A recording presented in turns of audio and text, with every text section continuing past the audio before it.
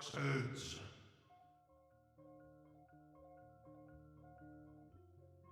Hello everyone, this is day 4 of the tea sessions.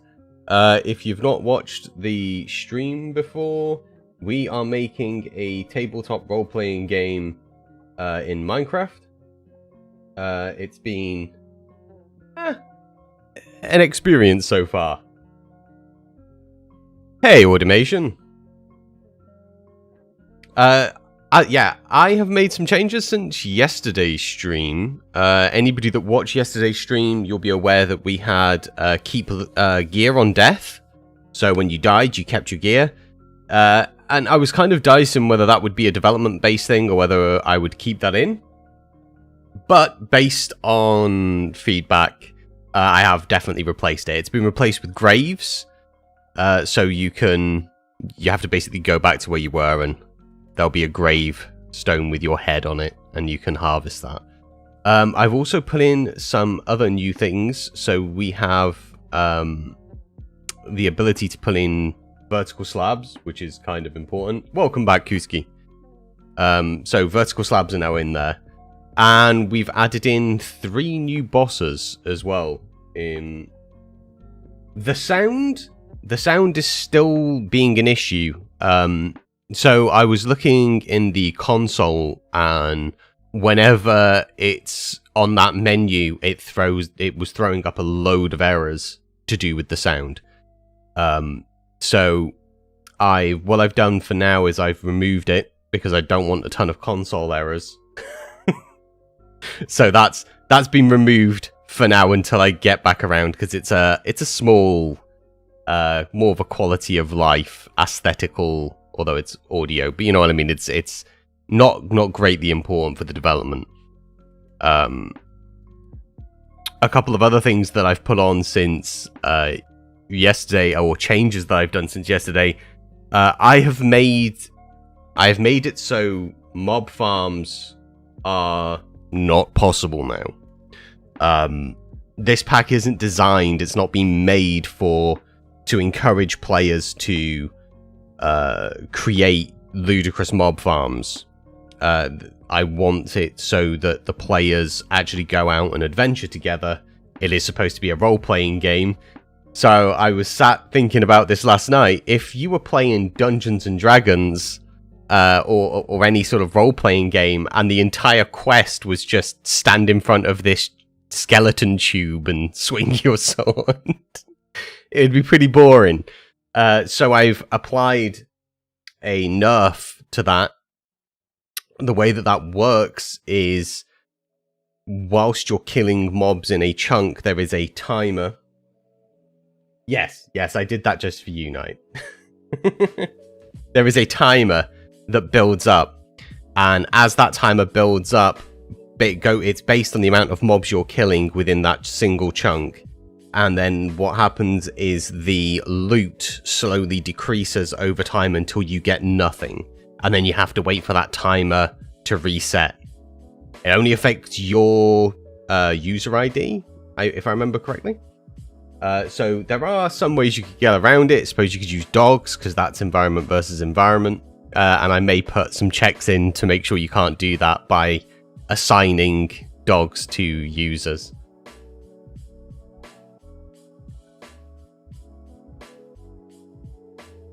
You will still get XP though, Knight. I don't mind, like, farming XP isn't really a problem, no? So, like, there's the chance of losing XP, whereas gear is perpetual, essentially, with graves. So I didn't want to have it where, you could farm tons of loot, especially because some mobs will give you keys to access dungeons, like boss rooms and stuff like that. I just didn't want to play with that.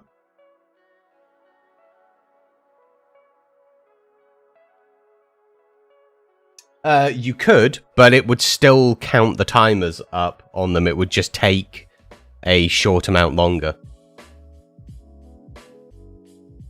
The timer builds up pretty quickly and runs checks against you, so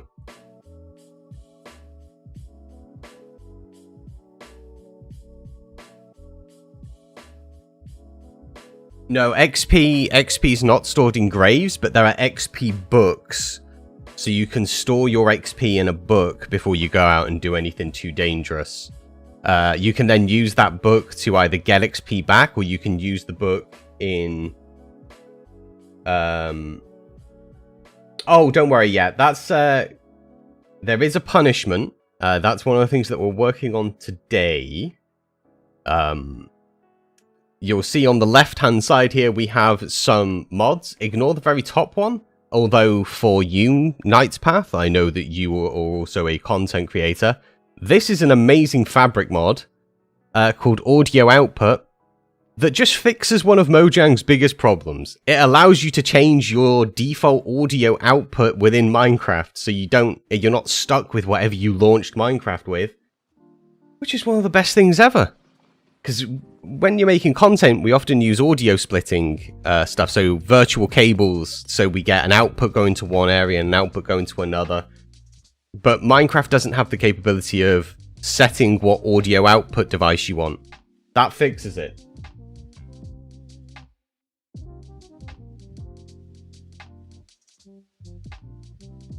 I can't say why it won't affect players doing a boss tower, but no, it won't affect players doing a boss tower.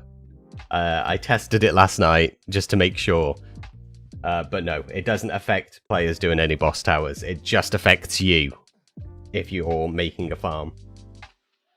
And I don't mean other players, I mean specifically you, Knight. It's just coded for your user ID. No, it's any player, but it doesn't affect boss towers. So, yes, coming back to what Kuski said about there being some form of punishment. There is going to be, if I can get it all working, a new mod that is going to be put on called Requiem, which is this mod here. It works in relation with Dark Rites and Bewitchment. They attach to one another.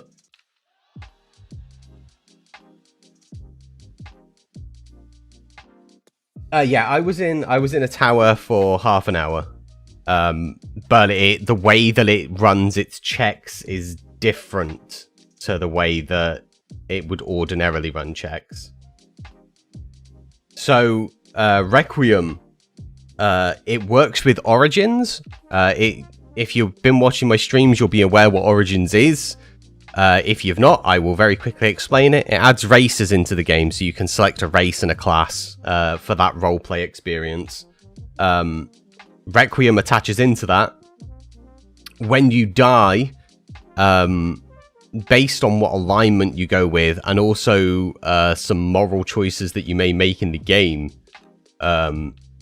you will basically become a demon. So you won't just respawn back at where you were. Your soul will split off from your corpse, and you'll be stuck as a spirit. Spirits have got some interesting things that they can do. You can possess a zombie, or you can possess a skeleton. What you have to do is you have to possess a zombie and then cure yourself using the vanilla way of curing a zombie to get your body back. Otherwise, you're stuck and you burn in the day and stuff. So it's a hefty punishment, but it has some benefits to it. It's not just like a straight punishment. There are things that you will want to become demonized for, such as demon packs, which you can make. You can make a pact with a demon. There are some other things that you'll be able to do when you're essentially an undead. When you're an undead and you're possessing a skeleton or a zombie, those mobs won't attack you anymore. That makes it really, really important, because during a Crimson Moon or in a boss tower, and if you have a demon on your team, you can essentially kill him, have him possess a zombie, and then work his way through all the way up to the top. And then if you've got a sorcerer with you, they can then use Dark Rites to then cleanse their soul to bring them back to life. So there's a few different ways. I don't think I've set a despawn timer for graves yet, but one of the things that I may do is replace graves entirely. As there is a mod that you can see in this list. It's the second one up from the bottom, called 𝗠𝗢𝗘𝗖𝗞, which I kind of prefer. Okay, so it takes a while for you to get gear. Iron gear isn't that great. Diamond gear isn't that great in this pack. You have to make the stuff, and losing that, you know, is going to be rage quit inducing. I don't want people to be playing it because it's quite a hard pack, especially if you pick like a difficult race to play as. I don't want people to be start playing it and then die and then just be like, you know what, fuck this, I'm out. Like just leave. So I needed to put something in that meant that they could get their gear back. Graves is a way of doing it. But I'm maybe removing graves for this mod called 𝗠𝗢𝗥𝗘𝗖𝗞. What the 𝗠𝗢𝗥𝗘𝗖𝗞 does is it's the wandering trader, but when you die, if your stuff despawns, essentially, he will collect them. It will get added to the wandering trader's table, and you can buy it back off of him. So it's kind of like he's wandering around the world, and he'll find like a load of loot, and he'll just be like, I'm having that. I'm going to sell that to some idiot. So you can buy back gear that you've lost. So if you've got that really epic sword that you've spent ages making that's taken like 300 levels, because there are no expense limits on here. It's not like 40 levels on an anvil and it's capped as too expensive. You can kind of make the epic sword of your dreams. If you then lose that, it's going to be a nightmare to go and replace, but the wandering trader will pick it up, and at some point he's going to reappear and sell it back to you. So we may completely replace graves with just the 𝗠𝗢𝗥𝗘𝗖𝗞. It'll be based on how I can config the 𝗠𝗠𝗥𝗘𝗖𝗞 to work with the better wandering trader.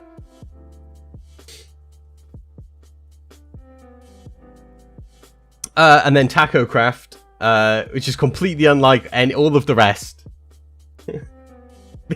And that's just because Lady Peanut likes tacos, and I figured I've put like a lot of sorcery in for Lag Monster. So I've been like every now and then I'll speak to one of the randoms and I'll be like, oh, we'll do this, and then I put stuff in to sort of make it so it's decent for them. Lady Peanut Fish is a really nice woman, and she's so polite. At least with me. She's not with her husband, but with me and the other randoms, she's super nice. And I'm pretty sure if I said, hey, what do you think I should put in here? She'd probably just say, oh, I don't know. Whatever you want, I guess. So tacos, because I know that she likes tacos.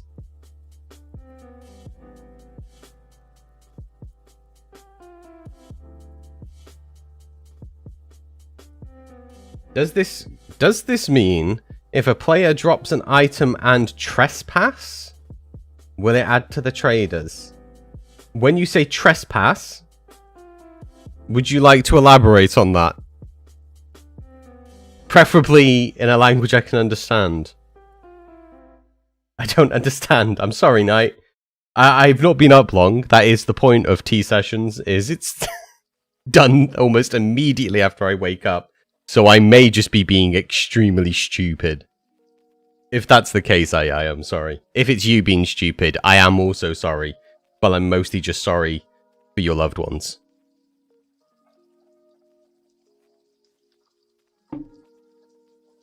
Despawn. Yes, if a player drops an item and it despawns, it will be added to the Wandering Traders list. There's a list that the Wandering Traders pull from, and it will be added to that list, so it'll appear at some point.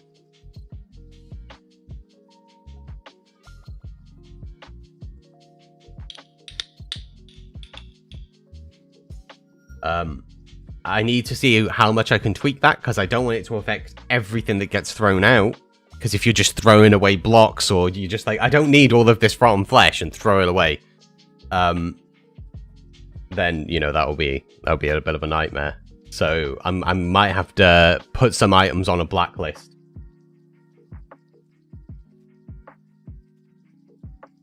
What if Knight dies and then Lag comes by? Will Lag be able to buy Knight stuff? Yes. Yes, you would be able, if you were playing with other people, they could buy your stuff and either give it back to you or just take it. More than once? No. It's unique. So once you've bought that sword, if you lose your sword and then Lag comes by and buys it, that Wandering Trader stops stocking it. They have one and that's it. And it will get removed off of their list once they've sold it.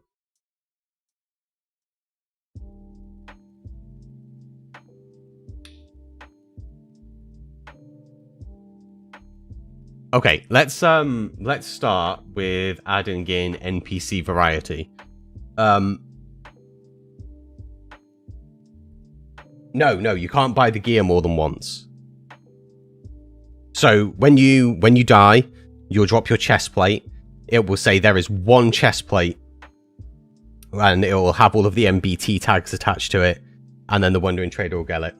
Once that's then been bought, it gets removed. It's out of stock, and then when he goes away again, it will get removed from the list. Okay, so I'm starting with NPC variety because we're going to add these in one by one and keep checking to make sure we can still launch. NPC variety shouldn't, heavy air quotes, conflict with anything. So I'm starting off with that this morning.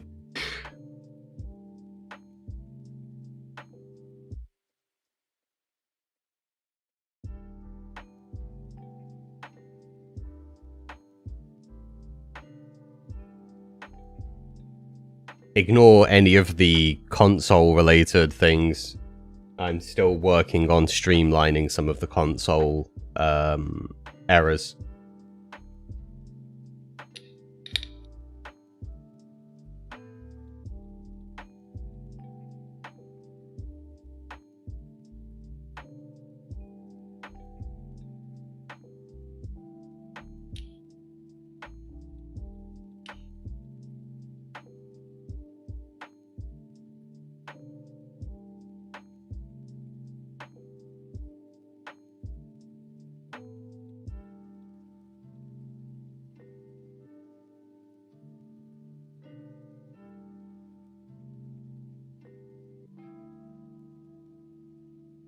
So only in rare chances would there be two if two traders appear in the world with the same gear trade. No.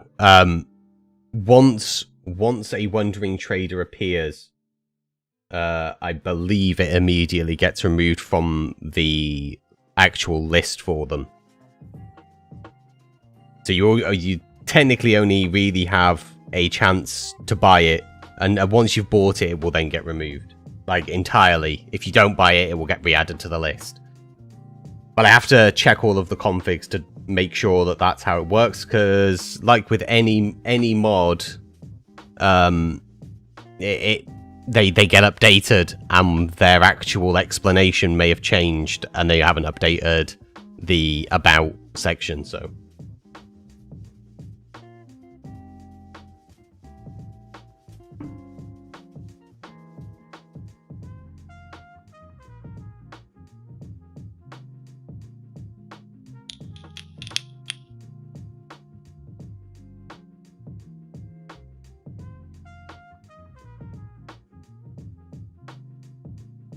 Okay, so we're going to need to delete yesterday's test worlds because these are all defunct now. A lot of these aren't going to work anymore, and if they do load, they won't have anything useful.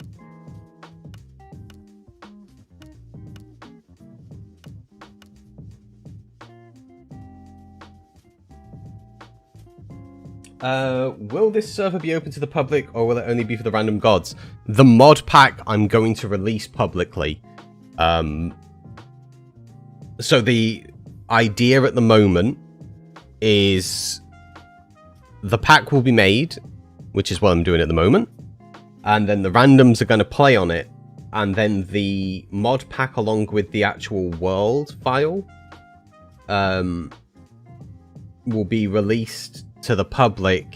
And then what I'm going to do is I'm going to put the randoms in as NPCs that you can pick up quests from. So, for example, 𝗥𝗚𝗥𝗘, I mean, I'm 90% sure he's just going to go with being some sort of sorcery witch guy. Because that's just who he is. He's a short Italian sorcerer himself. So, I think that's probably what he's going to go with. So, during the thing, he'll build up his base, and then at the end of that, I will make him as an NPC, so you'd be able to go to 𝗥𝗚𝗥𝗘's base and pick up quests from him to go and do things that are related to him. This is day 4. Test world 1. I do want to ensure that cheats are on, though. But I'll probably release a version of it without the NPCs before, so people can play it whilst we're also playing on it.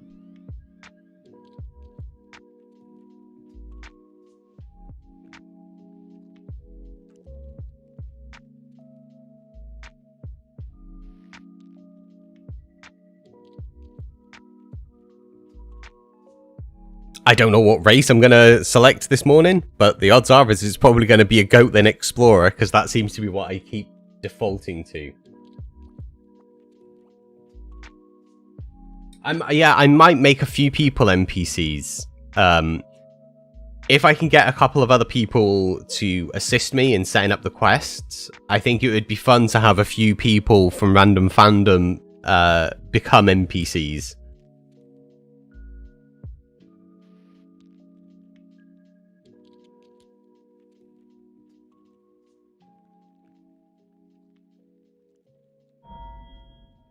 Oh yeah, thanks. Yeah, I'm pretty happy with the loading screen so far. Yeah, we're gonna go with 𝗥𝗚𝗘𝗖𝗞 Explorer again, because I am predictable if nothing else. Dimensional being. It's too late. I've already made the choice on the race. On the next test, on the next world thing, because that won't be. I think it's only going to be like 10 minutes away from now. I will go dimensional being. Oh, there's a wild boar. He's apparently just going to stare at me. Oh, these things. The hot air balloons. Sorry, for a moment there, I forgot what they were called.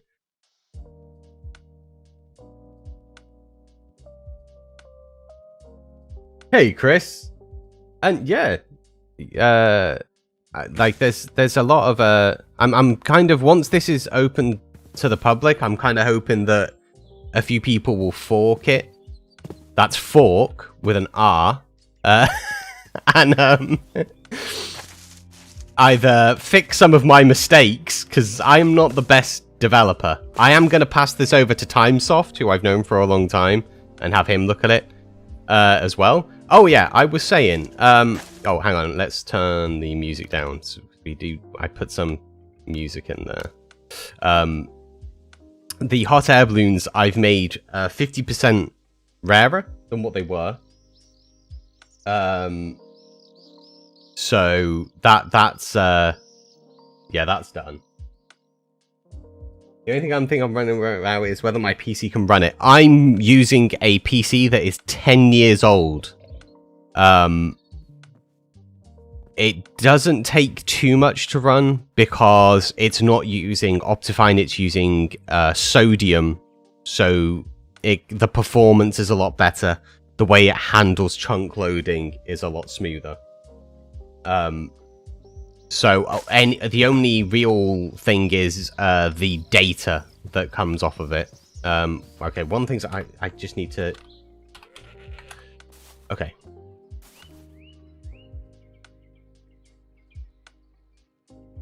What we're wanting to do is find a... I say I've made these 50% rarer, and there still seems to be a lot of them. I might make them even rarer than I have. I want to find a village, because what we've done is we've put NPC variety on. So what I want to find is a village so I can see what races they are.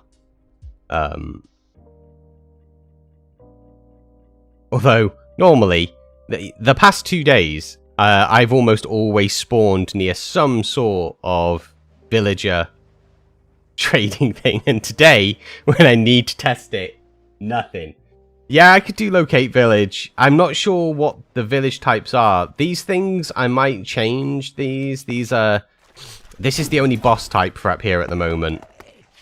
I may stack their health more, actually. Maybe that's what I'll do. Just to make them a little bit more difficult. One of the other things that I've done, so this is a silver key. I believe this is a silver key one. Let me check. Yes, silver key. When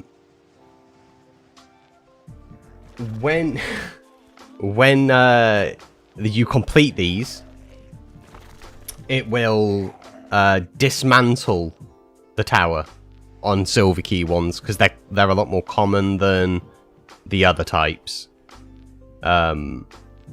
So I didn't want to have it where the world is just filled with them.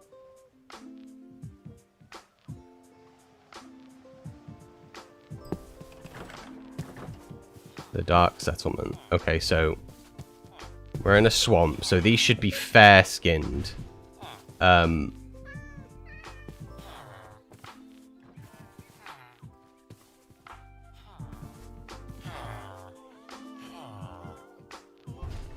Yeah, they all auto-destruct to the towers upon defeating the boss and collecting the loot. So, swamp villagers should be fair-skinned, which they are. Desert villagers should have dark skin tones. And the question is finding a desert.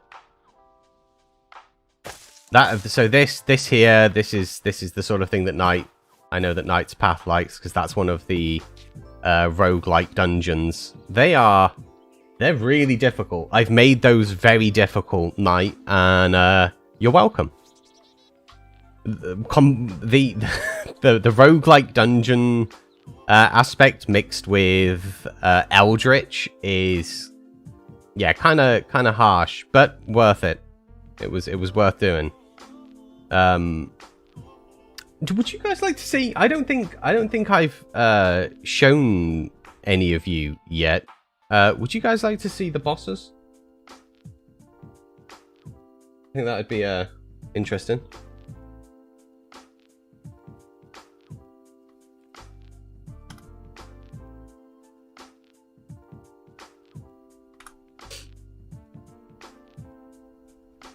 I think maybe having a little look at what bosses are. Oh, I have been teleported to one of the castle dungeons. It's got witches in it, and I don't want to mess with that. Okay, so we have a village here. Oh, this is a town in the forest, so this is actually a forest town, despite it kind of bordering the desert. So I don't think these are going to be the right villagers either. Also, where are the villagers? Is this a goddamn ghost town? I heard them. Ah, hang on. I see names in the trees.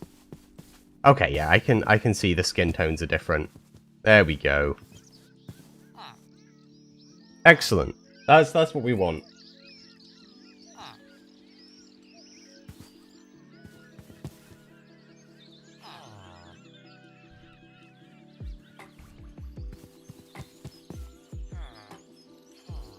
Sir. Spawn a villager. Let's get an egg.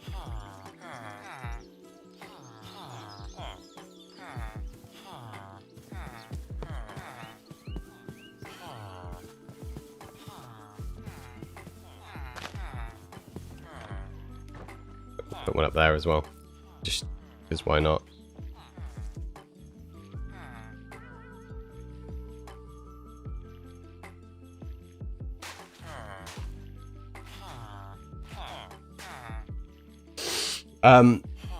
So there's a couple of extra bits for these villagers.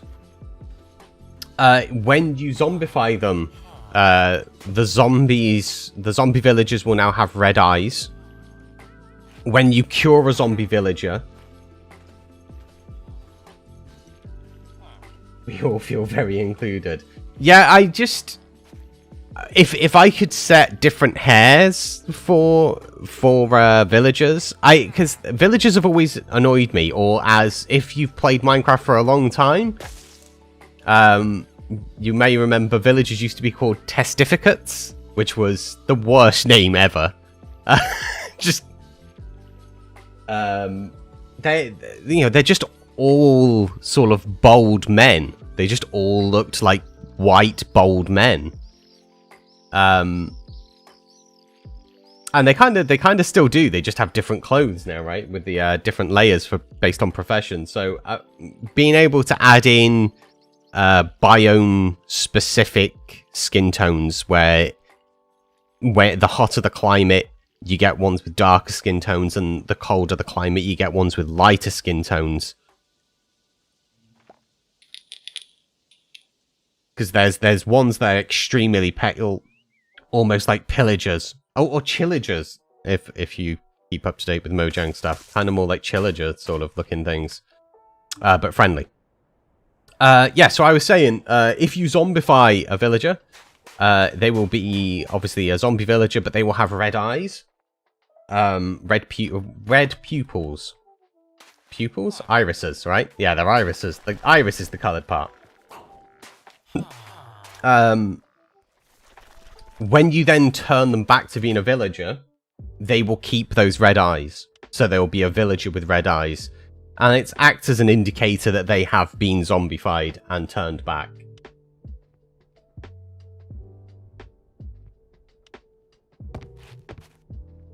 Okay, let's go somewhere slightly safer than there.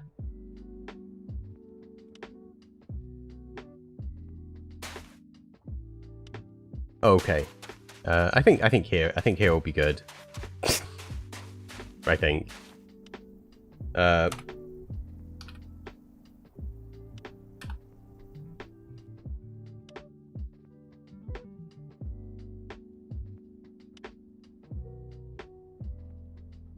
So this is one of the new bosses.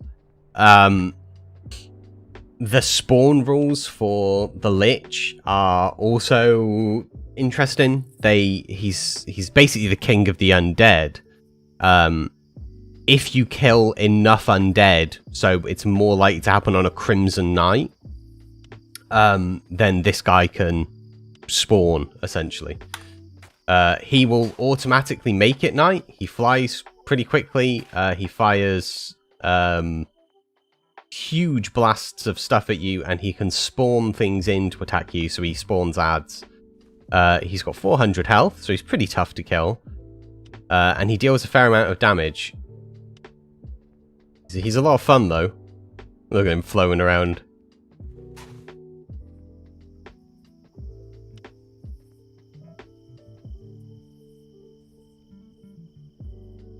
Yeah, they'll get their human skin tone back. They'll keep having red irises. So that's the Lich. It won't ever become day with the Lich, if I remember correctly. So if you set day, yeah, he prevents day from ever appearing. You have to kill him. He's not one of those ones that you can just trap somewhere and then ignore because you can't defeat him, because he basically stops day from ever coming again. Oh.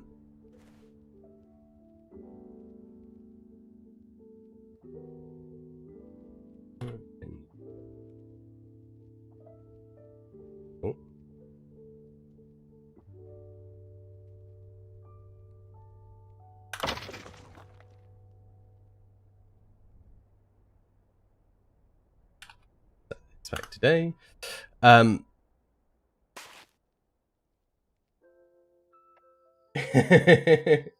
Yeah, that's it's kind of important as well to be able to defeat him, because he prevents day from appearing. He basically freezes time at midnight. And that's problematic. Because go away, Mr. Sheep, you're very loud. There are seasons. If you watched yesterday's stream, you'll have seen it. I'm not going to go through all of the stuff now, but a season lasts 60 days in Minecraft. And they affect crop growth. So during the winter, trees won't grow, crops won't grow. You have to build up your stores from spring through to autumn to get you through the winter if you're farming crops and wood and whatnot. So if he was to freeze time at night during the winter and you didn't kill him, you're going to be in a bad way.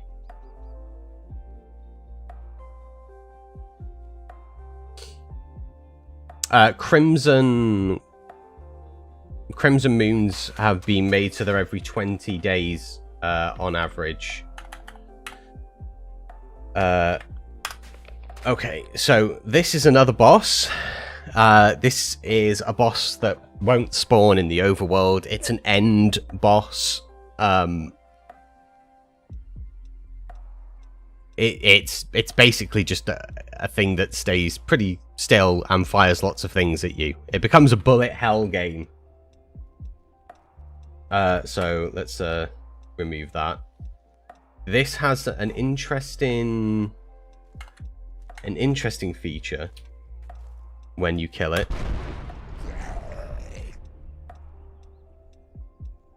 There we go.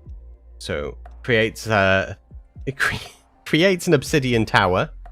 As again, this happens in the end, not here. And then you've got your loot inside. Oh, a thorn pendant. It's pretty good. So you get a free shulker box out of it, filled with stuff and a lot of XP, and of course a ton of a ton of free obsidian. Okay, let's go and start figuring out these next mods.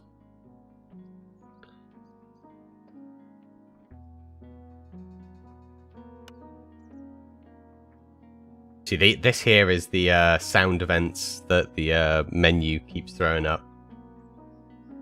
So test 2.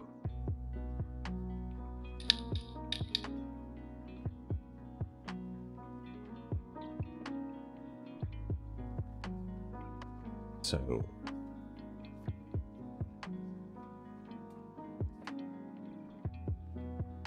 let's go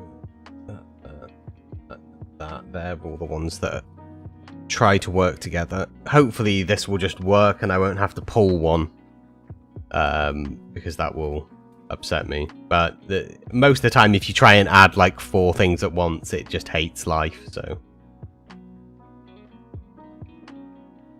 I will keep my eye on. There we go. So okay, so Requiem requires satin above and below 1516. I have satin though. So what version do I have in here at the moment? 1.4. So I need to update satin. Hey Sahil. I need to update satin.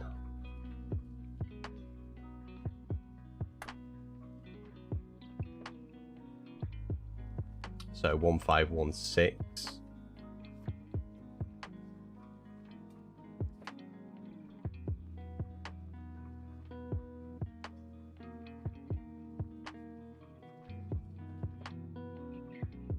Okay, view all, because this is... I hate messy That's 1.4. 1.5. 4.16. Well, it's going to be 1.5 then, hasn't it? Although that says 1.16 snapshot, which is a little bit dumb. That's for Requiem. We may need to lower Requiem down.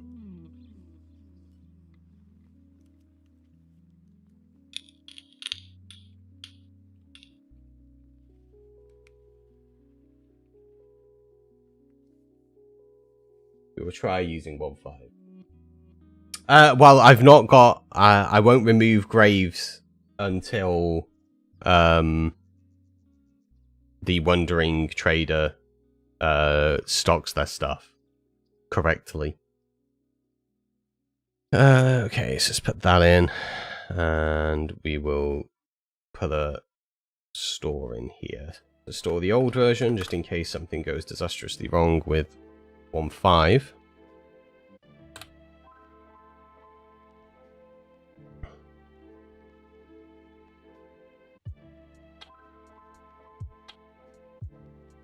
Yeah, critical error. Okay, so bewitchment requires Pookie 210. And Pookie, what's the Pookie version that I have on here at the moment? 2. Okay. Well, I think that was a nightly build that I used anyway for Pookie, so I could probably update that. It's just that they have obviously done some updates since I downloaded that one.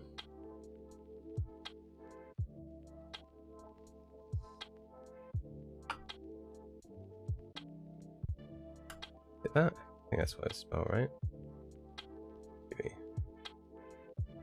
Oh, thank you. Thank you for fixing my idiocy.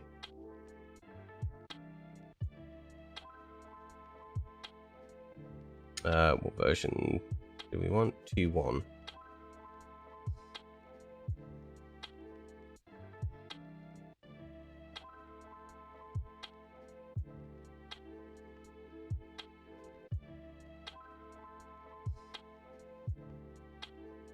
I don't like when mod makers, for the library files, they will use a beta release as opposed to a full release. Beta releases tend to be a little bit messier, but it shouldn't make a difference with this. It's a pretty well established mod, so hopefully we're fine.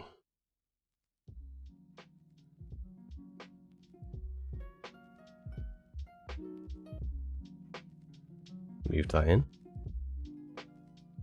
There we go.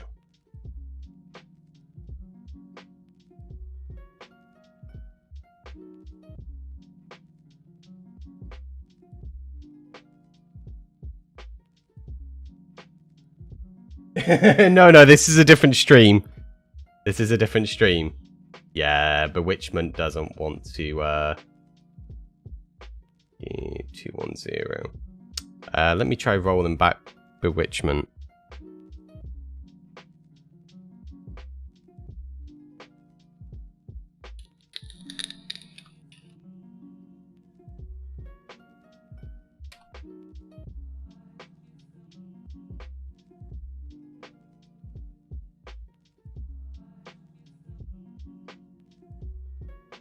Oh, that's images.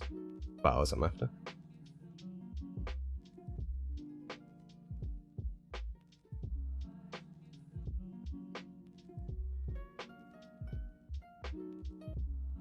Okay, let's go.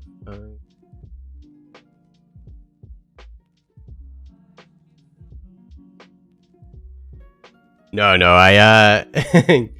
these are my morning tea sessions. I'm light theme because at the moment I'm not wearing my glasses, and dark theme is not so great for those of us that are old.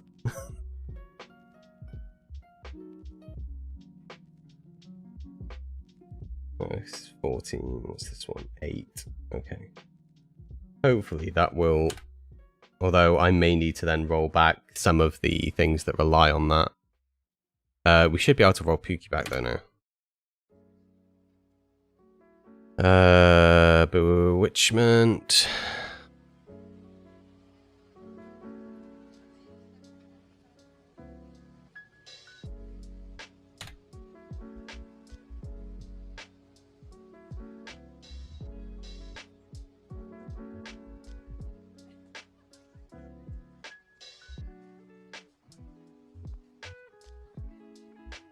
Oh yeah, it's 10 AM here, so it's still bright and early, and slowly getting warmer and warmer.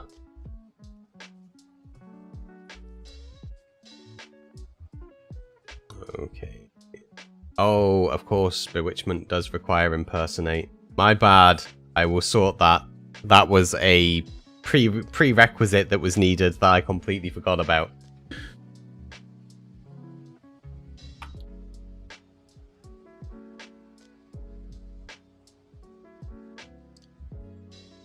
I had it open and then completely forgot about it.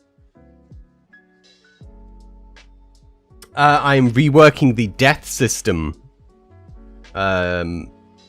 for Legends of Randomia. So I am adding in basically some witchcraft related stuff so that souls can be revived.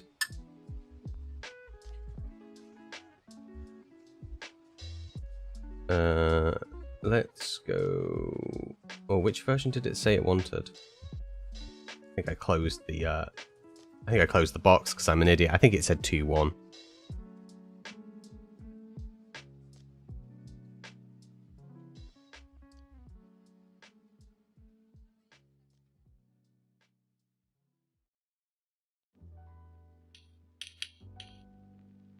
At least it's not Florida climate. No, I agree. At least it's not Florida. I'm sorry, I'm always picking on Florida.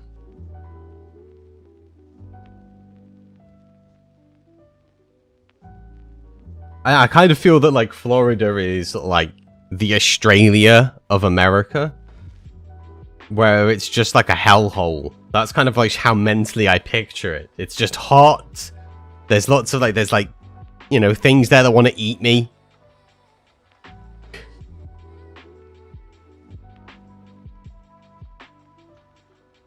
Ugh, another one. Which requires patchouli. We have patchouli, right? Is it just an outdated version? Oh, no. Oh, I may have removed patchouli by mistake due to an error it was throwing out. Let's, I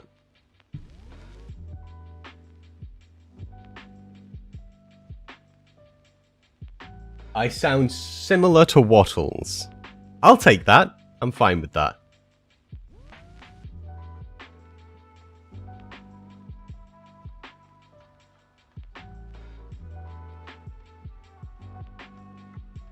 I mean, we're both English, so I suppose that makes us somewhat similar.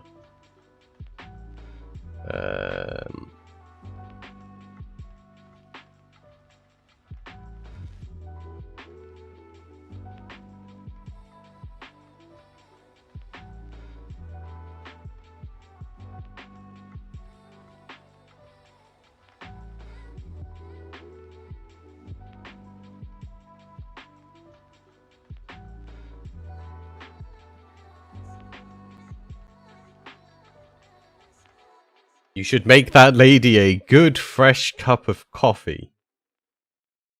Or tea, whatever her preference is.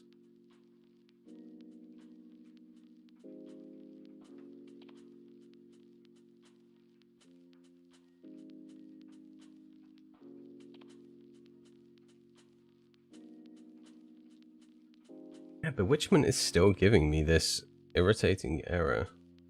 Okay, maybe we need a newer version.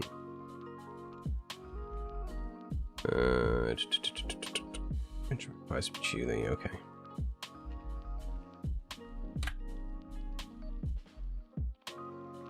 Maybe down the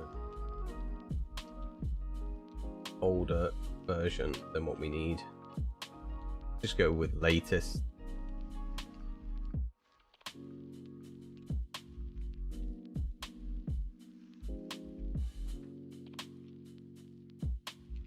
I could maybe add them if I was doing it in a custom dimension, but the problem with Lucky Blocks is I'd have to do a lot of configuring to make it balanced, because there's certain things that if it just pulls from just everything would be kind of game breaking.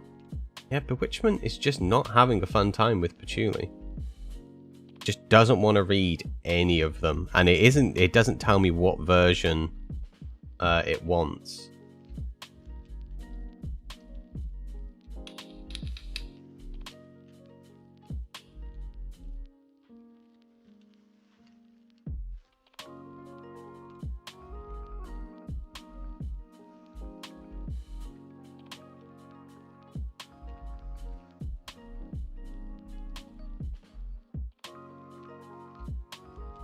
I can check my fabric thing, so let's have a little look.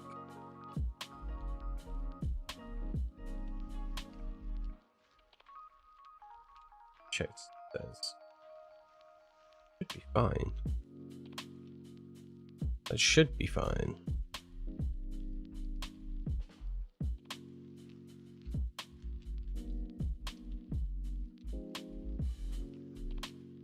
Go with the latest fabric version, just in case it's fabric throwing out the problem.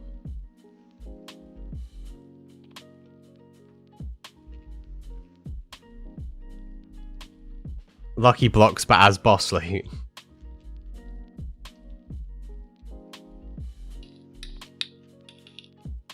Oh, it's still throwing that out. Witchman requires patchouli. Okay.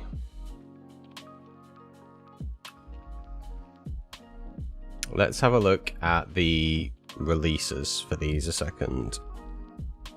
Let's remove patchouli. Check bewitchment.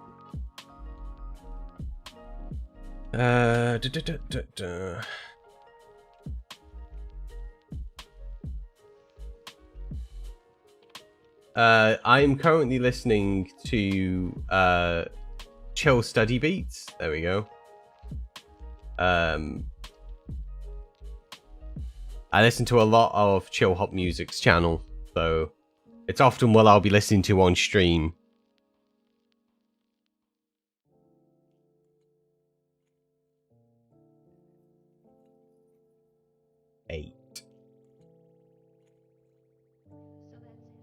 Just that version. It was released March 20th. We may just need to roll it to a lower version. March 20th, so I'm looking for patchouli sometime around then.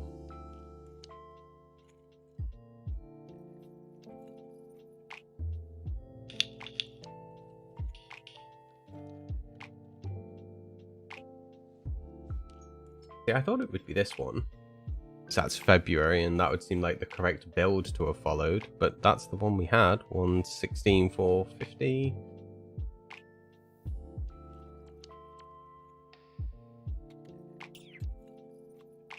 Interesting. Interesting.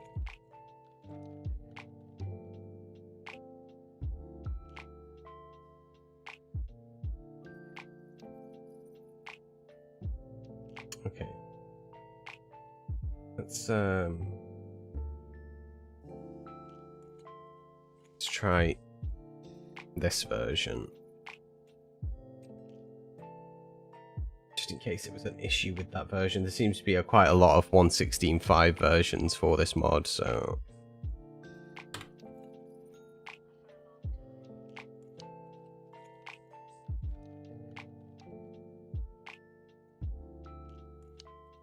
doubt that that will be a fix, but we'll look at least.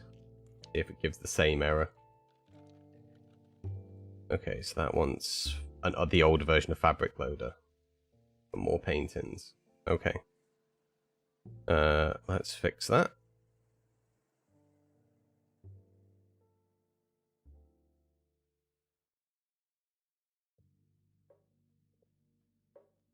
Although more paintings isn't a deal breaker. If it comes down to... Oh, I just closed it. If it comes down between more paintings and bewitchment, I would choose bewitchment because it adds in functionality as opposed to it just being aesthetics.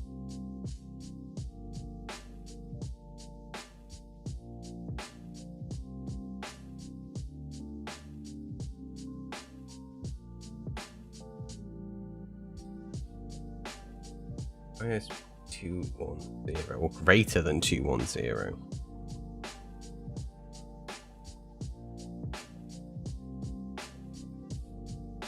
We're on 2.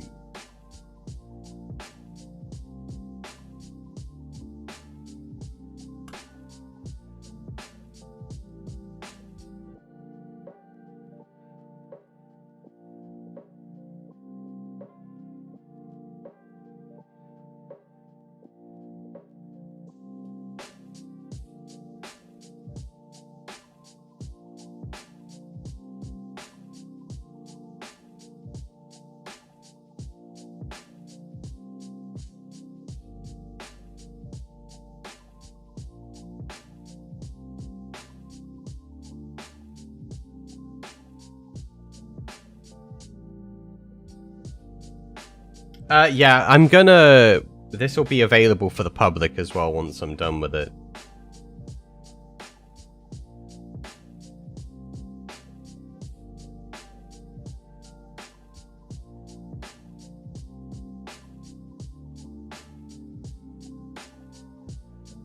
Just Bewitchment, just constantly throwing up that error.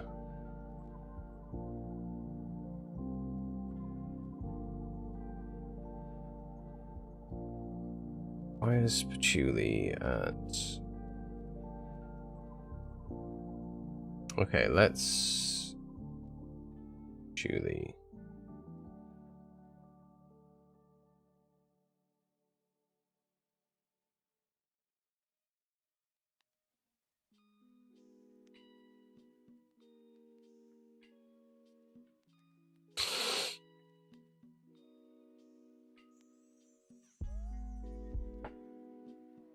Let's roll it back a little bit more. Pink has a question. I will DM you. Okay.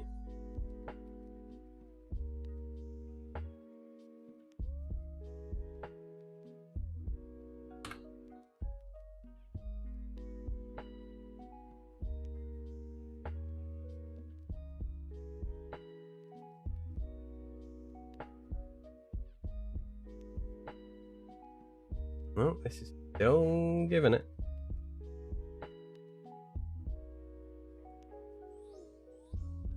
I am going to have to check that for now. Yeah, I think for now we're going to have to pull Bewitchment, which is a shame because everything else relies on Bewitchment within that. So I will check. It's going to take a while to go through, I think. So it's Bewitchment, Besmirch. Where's Besmirchment there? Dark Rites.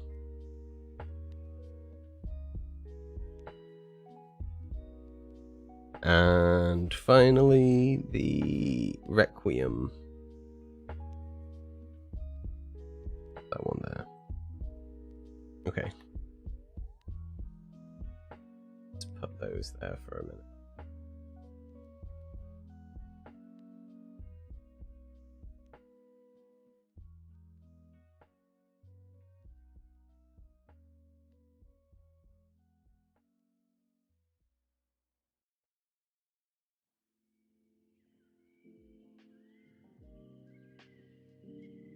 There might be for Bewitchment, yeah, Yeppy. That is true. Like, Bewitchment might actually have something in its JSON file to let me know what version of Patchouli it wants.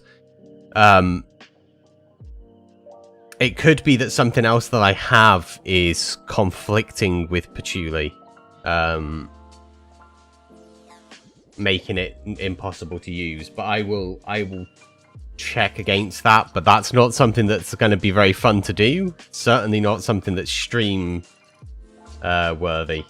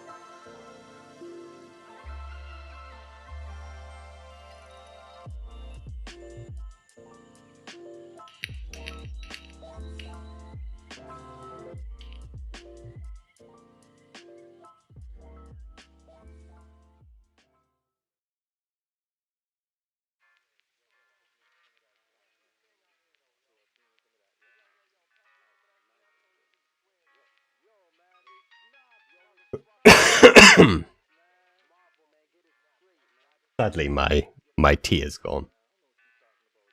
Whilst this loads up, I will be right back. One moment.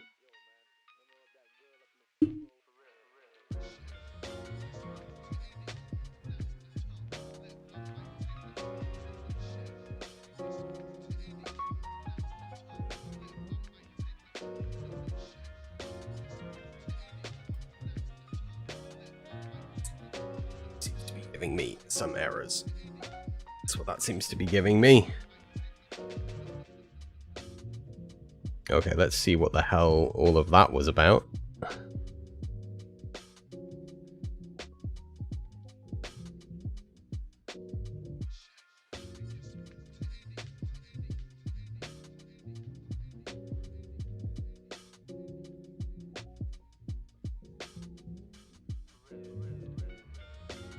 Oh, that's not the right thing. There we go.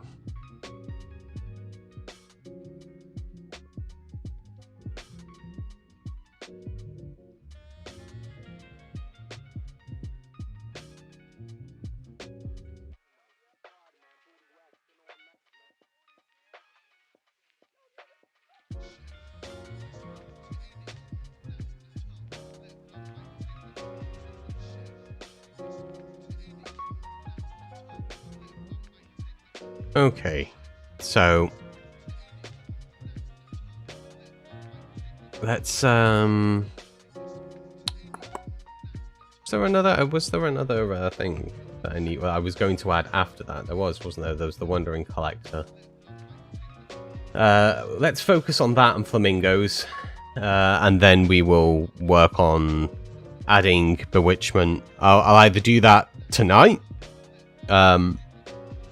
or we'll do it tomorrow and dedicate an actual stream to bewitching bewitchment. As it's gonna take me a while to get to, and that wasn't what I had planned. I wasn't expecting patchouli based errors. That was the entire reason that I pulled patchouli in the first place, was it just kept throwing out errors every now and then. So I will look at that at some point.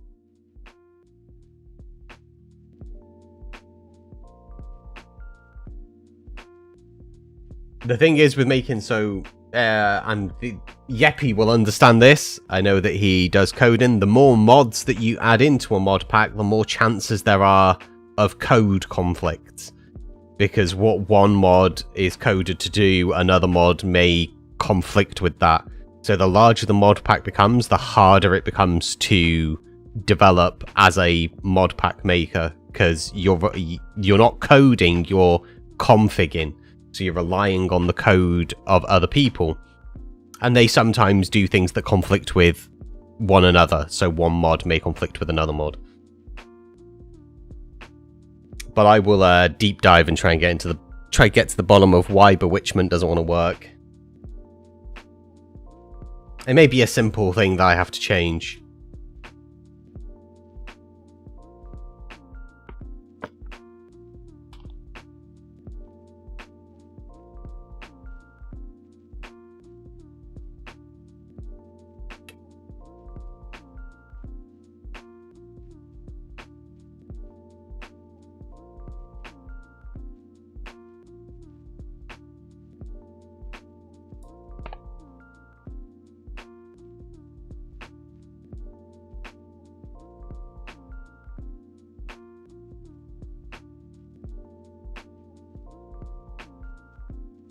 This double load is being a problem today as well for some reason. I might have to investigate that at some point.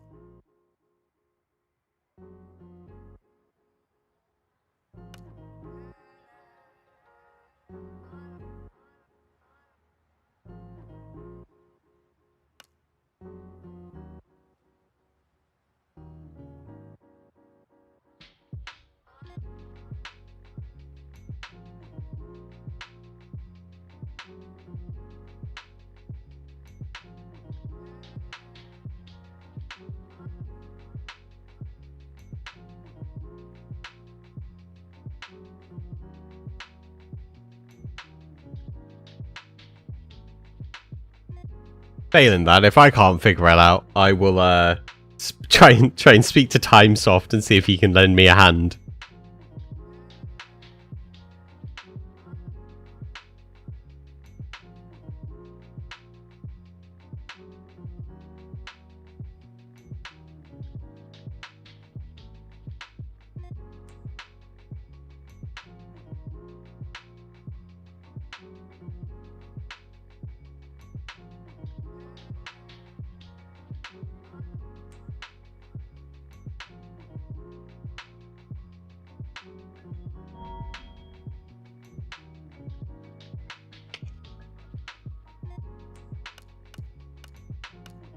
Actually, let's just go random.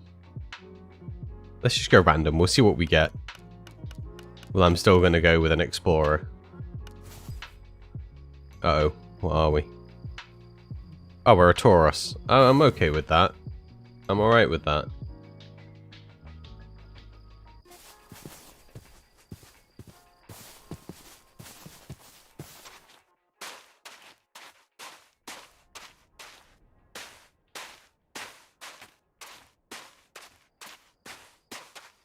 Well, the real question is, did I put both of them in, or did I just put the one in?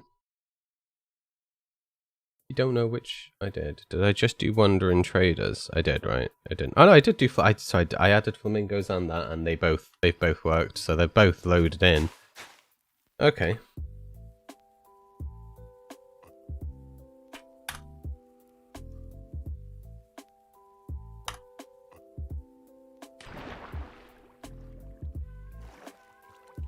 Okay, tourists. Ah, there we go. We have flamingos. Oh,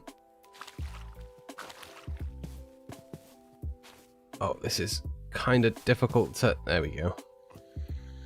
Okay, so tourists swim slow. So it's not so great for checking the swamp. There we go. That's fixed that problem. Okay.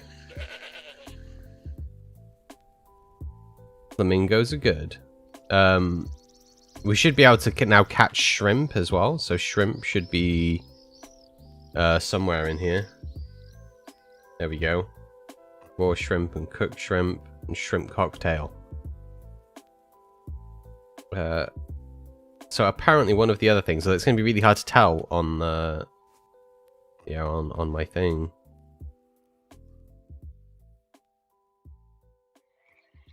Okay, cool. So, because I'm a tourist, I'm vegetarian, so I can't actually eat these. I should have gone with just human, I guess. Mistakes were made.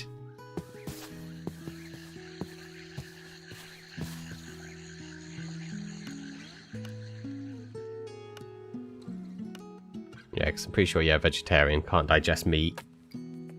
So, basically, one of the things that will happen when you eat shrimp, if you eat a ton of it, your skin will turn pink for a short while as you absorb the stuff like the flamingos.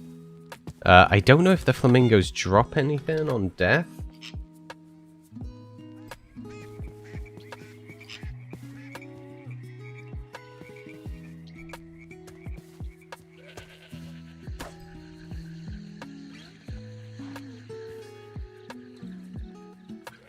Okay, so we get pink feathers and some suspicious chicken.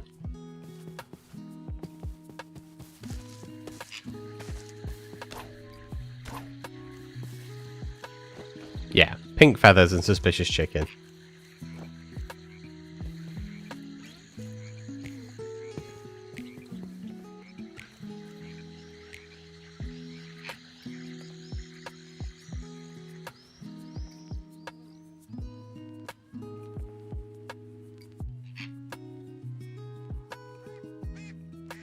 Okay, so there's flamingo eggs as well that you can cook with. Yeah, you can. So you can use. Yeah, you can use the feathers the same as what you would do for regular chicken feathers. They're just pretty chickens. That's what they are. They're just really pretty chickens, apparently, flamingos. They're just shrimp-eating chickens. Pescatarian chickens. Okay, cool. So that works. The Wandering Trader I'm not really going to be able to test.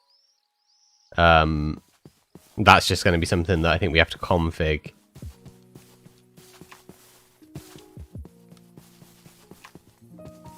Although that'll be fine. Configuring that shouldn't be too difficult. He says nervously while scratching his head.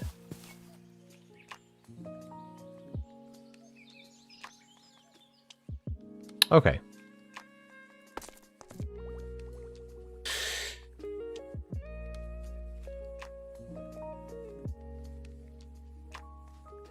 Use an egg. It's just the same as a chicken egg from what I remember. But I'll check it the next time I'm in. So config.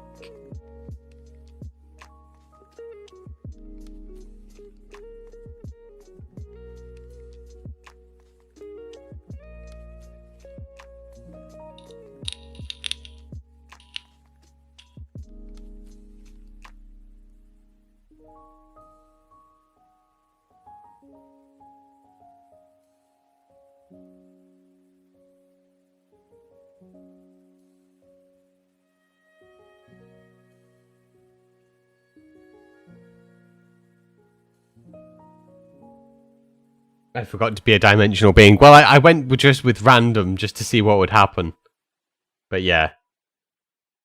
Although think about it, how great would it have been if I'd have selected random and still ended up as a dimensional being?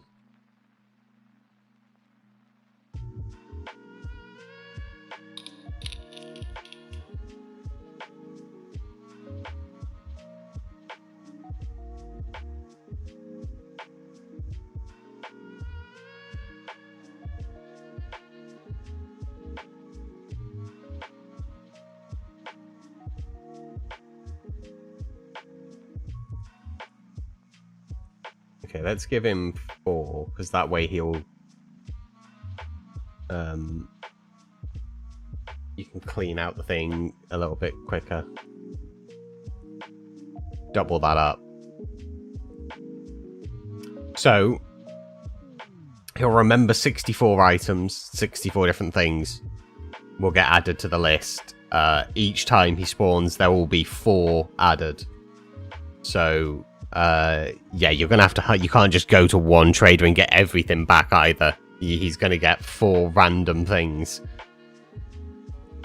which is good because it encourages people to look after their inventory so that they don't end up with random bits. Like you want the shulker, right? You want to put all the stuff in the shulker so that you can get the shulker box back, as opposed to just having an inventory full of random stuff, where the chance is higher on him than just having that random stuff.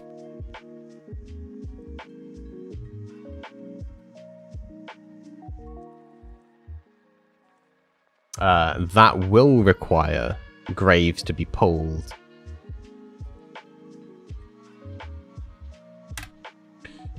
Which is done. Graves is gone. For now. Unless during the testing phase, so I have like 2 or 3 more days of tea sessions for this first development stage. And then once this development stage is done, I am going to give out the pack to 2 or 3 at maximum people to do some tests, and then from there be able to tweak and make changes based on difficulty and stuff.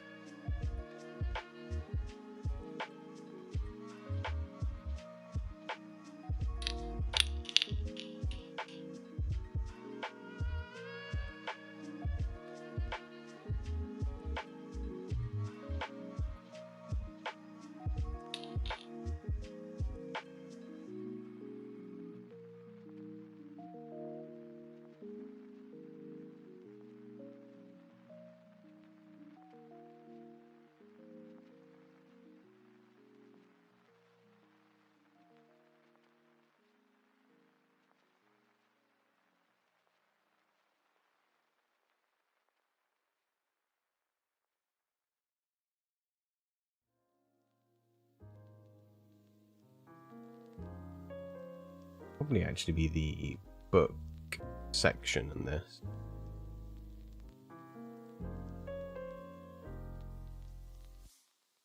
What I'll do is... Oh, that's the...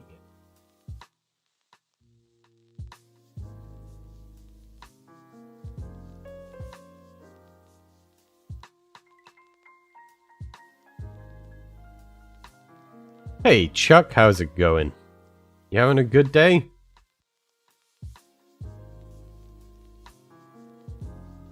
It just says patchouli, so it's asterisk, so it should just be 𝗘𝗡𝗜𝗓𝗓𝗔, like impersonate as any. Because, so if... It's been a long time since I did any sort of coding. The last time I did coding was about 6 or 7 years ago. And that back then was mostly web development, game-related coding. It's more like a decade, maybe a little bit longer than that. But asterisks are normally wildcards, so it should just be any.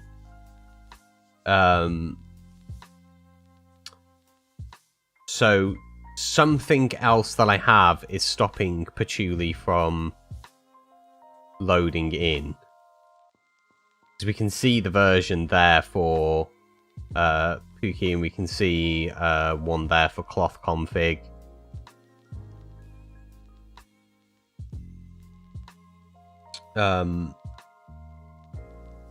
So for all intents and purposes,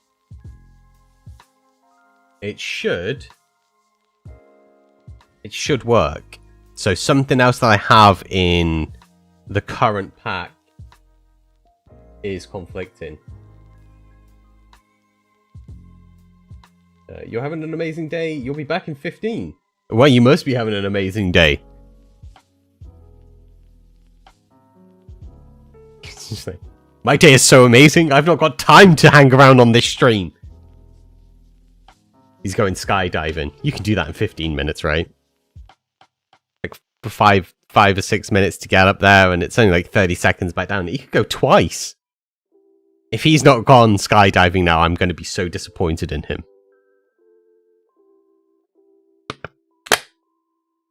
I suppose there'd be the drive there as well. It's not like he's just woken up. Unless he might live at an airbase. I don't know. Okay, so something that I have is conflicting with patchouli and stopping it from loading or being added to the mix-in at least. The question is what? I could check on patchouli for conflict. See if anybody's mentioned any conflicts for patchouli. That's not what I want to do.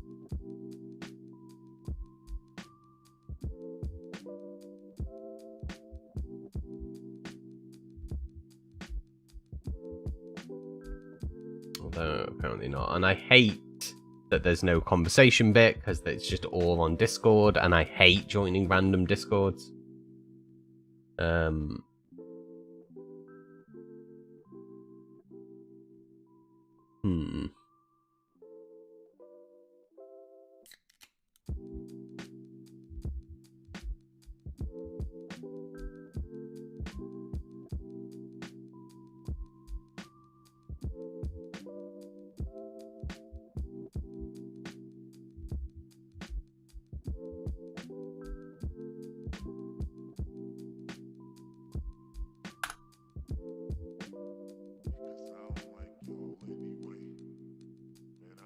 That could be the issue, actually.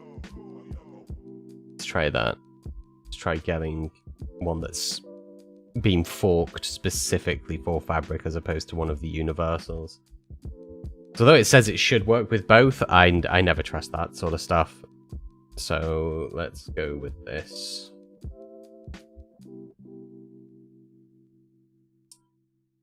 Let's pop that out and pop that in. Okay. Is that the only release for...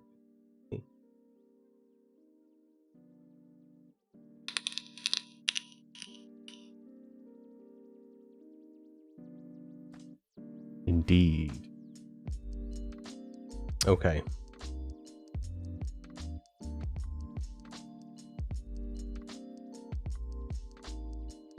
So we can delete that.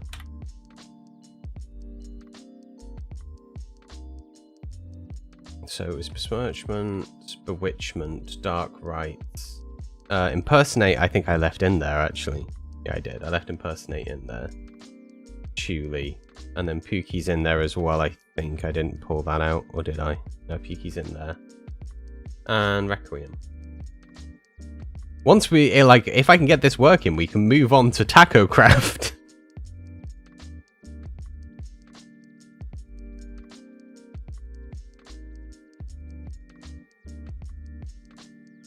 Oh, there we go. There's the error. Bewitchment requires... Oh, besmirchment requires bewitchment 116.511. Okay. I mean, that should be fine. Because I think I fixed the patchouli error now. 16.5 is this version. So what we'll do is we'll go with that version.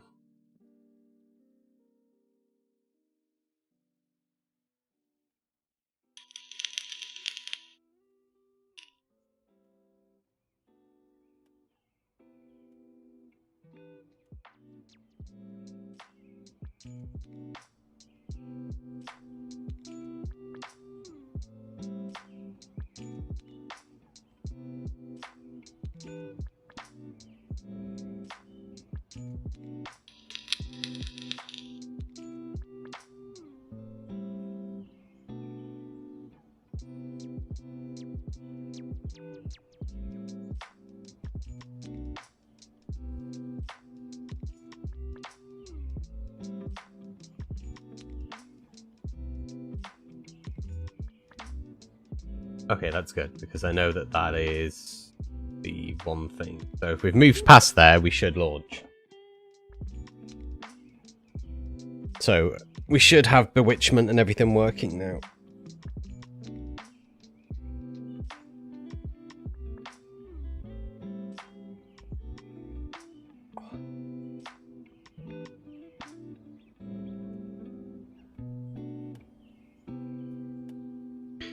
Whilst this is going, you guys are all aware that I am making a mod pack for a fantasy role-playing game, but I actually have a question for you all. Let's get a little bit of answers from a few of you, if you wouldn't mind. Oh, we have crashed. So, if you were to make a mod pack, what would be your fantasy mod pack? Not as in fantasy game, but what would be the thing that you would like to make? Like, would it be like a sci-fi thing? Would you like to be able to go to Mars? Or what sort of thing would you like?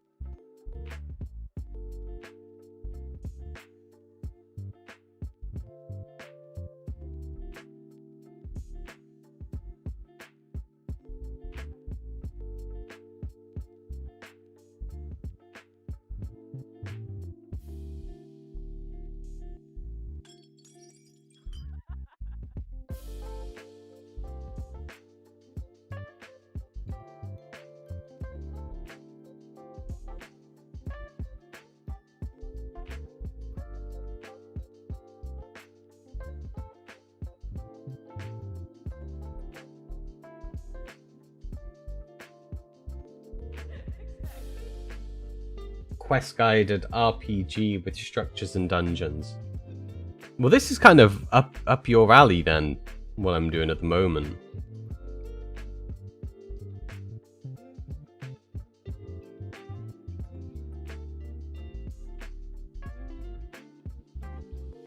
I do like it when when the suspected fabric mods for what caused the crash is fabric loader, and then all of the mods. A full tech pack could be fun with extra creative redstone and space travel. So that's something that I've been thinking on or ruminating on. for the past couple of days is that once I've done this, so this pack originally had a couple of mods inside it. One was 𝗠𝗢𝗥𝗘, and one was Industrial Revolution, to add in a lot of tech-based stuff.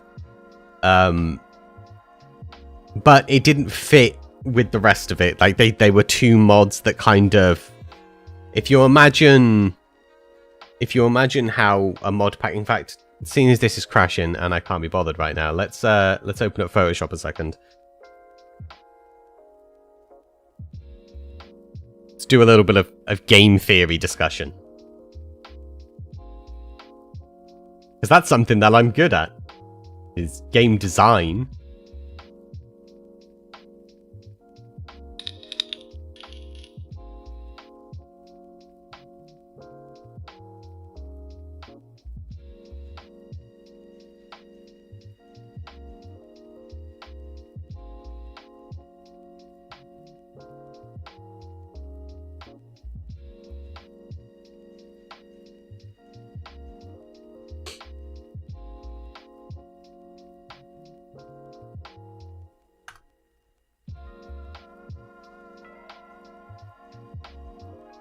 Yeah, it is a little bit out of place on this pack. Okay, so let's do a fit screen, because yeah, it's somewhat big. Basically everything that you want to do within a game. So, like, grab a brush.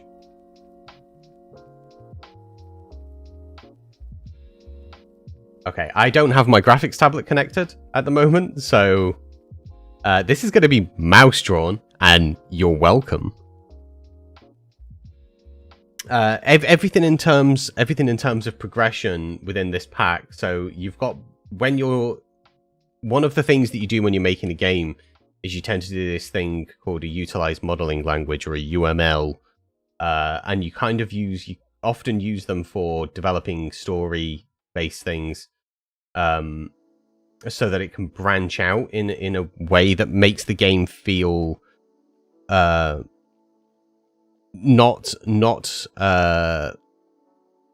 linear. You want it to feel like every choice that they're making is a choice that, is theirs, as opposed to it being... I have a phone call. Find that. We're not taking phone calls right now. Okay, let's set this to Nexa. I have a lot of fonts installed, so might take a second. There we go. So at the start of Legends of Randomia, you choose your class and your race, right? So you got your class race choice, and they are going to dictate, depending on what you choose, where you spawn. Obviously, if you are a 𝗔𝗌, which is a fish-based thing, you're going to spawn nearer to water, right? So that there essentially is going to dictate where you spawn. Oh, I need an actual black-based thing. There we go. So that's going to dictate where you spawn at. And from where you go to spawn, that's going to affect what you do. So that's going to be your first branch off. You could technically have it where the class and race is forked, dependent on where you go to. So this would be like if 𝗔𝗌. So if a 𝗔𝗌, you would go to water. If you were a Taurus, you'd go to plains, and so on and so forth, and it would keep working like that. From those, it then branches off, but so each one has its own spawn, and then based on that, you've then got what you would do. So every single race basically needs to start exploring when they get into the game. And for some, that's easier than others. 𝗔𝗌s can't get out of water, so their exploration path is going to be searching for sunken ships, using going onto pirate ships and stealing their treasure. floating structures on the seas, underwater things like your monuments. So they're going to be water-based. The Taurus can't swim, or rather they swim extremely slowly, so theirs is exactly the same but on land. So although it branches off, their paths are the same. And that's essentially what you keep doing is, so this would go, so it'd be like this, this would then attach up to this, and you've got like, if you do this, then this, if not, then it would go this way. And that's basically what a utilized modeling language is. It's kind of like a flowchart on redirecting the players to go to where you want them to go.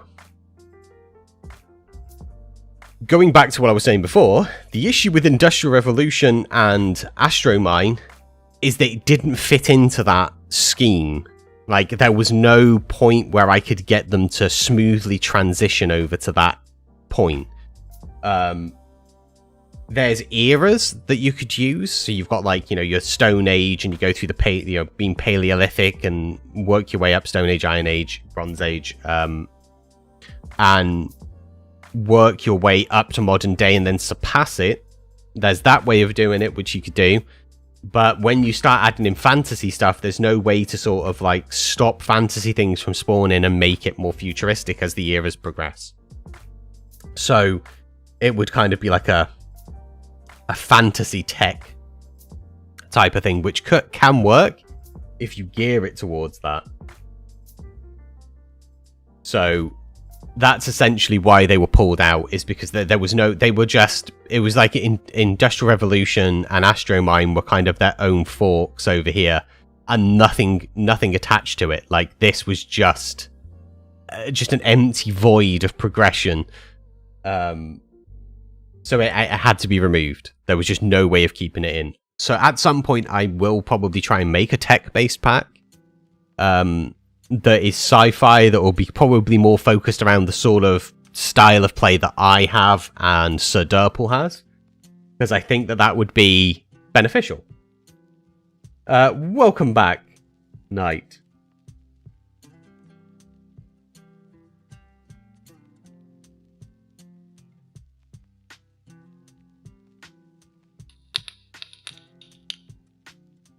So we're getting a hard crash on launching, and we're not sure which one's causing it. So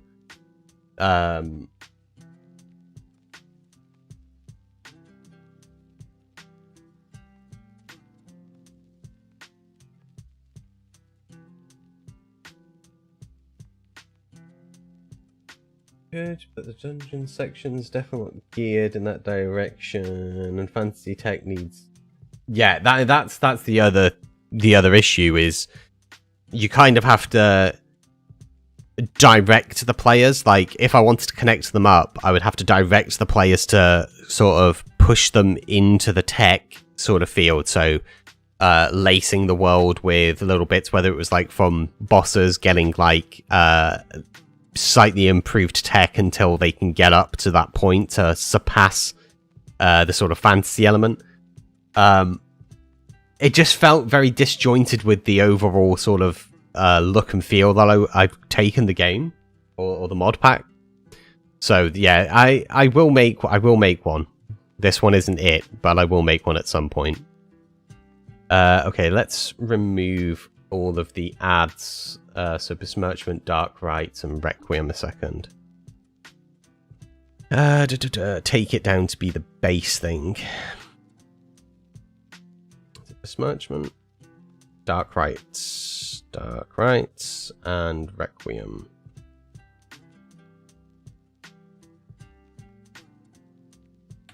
Let's pull those, because they are essentially add-on parts for Bewitchment. The only one that's really important is Requiem. But if Bewitchment requires Patchouli, so if either of those two are what's causing the crash, it's just not going to work. What's your suggestion, Knight?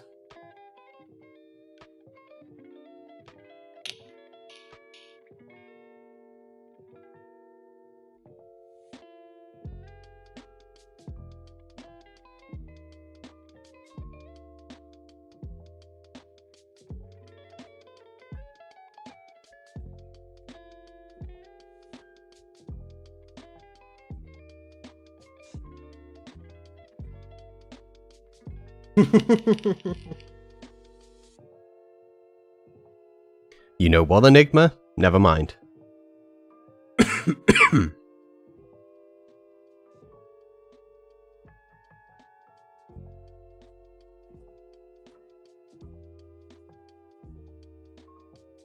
There is something that I have planned, but it's not at the moment. I'm sort of as we progress, I'll probably try and get those in. I know what you're thinking with Mega Loot.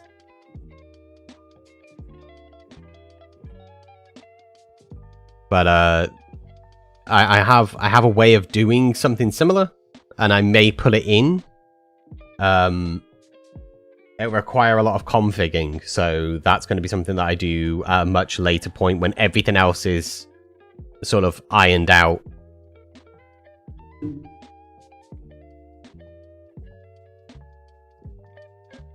Have you tried, Nimril, the power of a smoothing cup of tea? Because when I feel shaky, tea normally fixes it. That said, it could just be tea withdrawal symptoms that I have, and that's why it fixes it.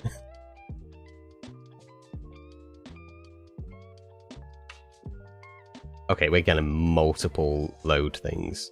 I'm not happy about that.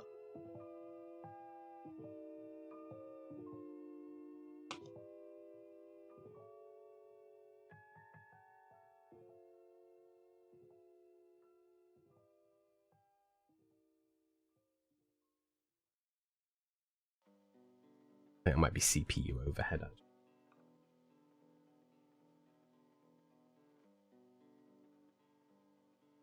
It's definitely causing some sort of a loop to occur.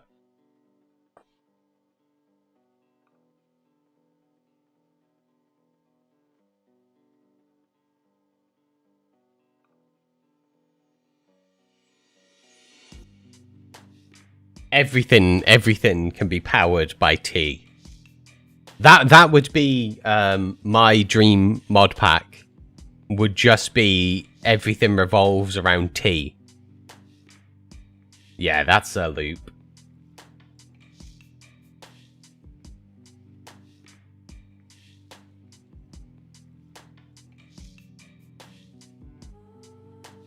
That's a sandwichable loop, by the look of it.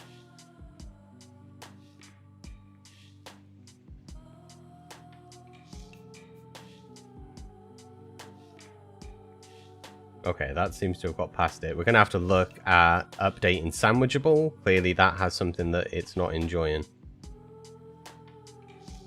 Yeah, it's sandwichable. Hello to you. Hope you're having a nice day, 𝗘𝗚𝗜𝗚𝗚. Okay, yeah, we're definitely... Okay, so one of the things that we've added is causing a boot loop with sandwichable, which is a small issue. It's not the worst thing, because sandwichable is, although it's fun, it's just fun. It's not like it's massively important. That could be patchouli mixing with it. So I will take out sandwichable for a moment.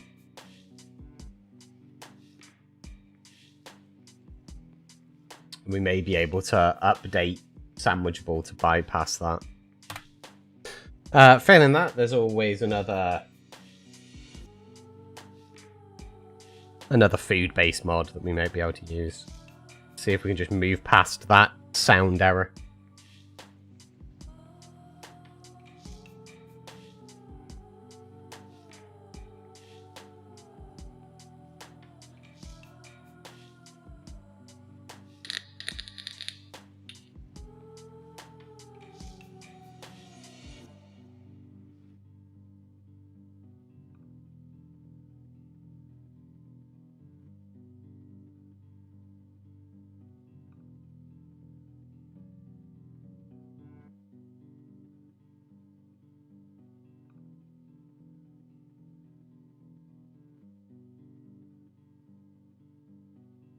you added hippies. Hippies? Did I add hippies? I don't think I added hippies.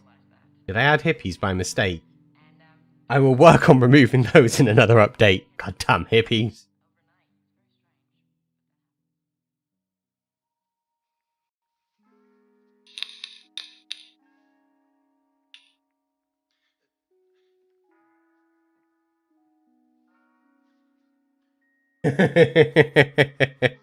𝗘𝗡𝗜𝗥𝗘 is many things, but I don't know if a hippie is one of them.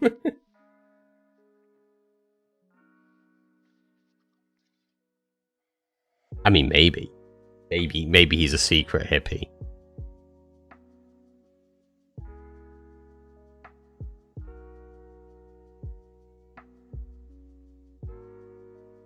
Oh, yeah, patchouli.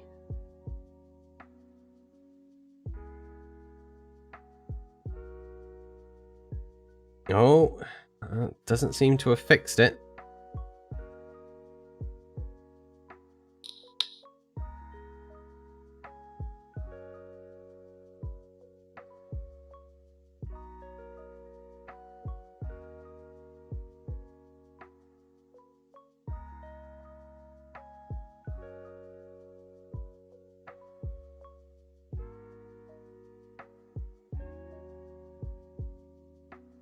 No. Okay, so that is something to do with bewitchment or patchouli then, causing that related issue.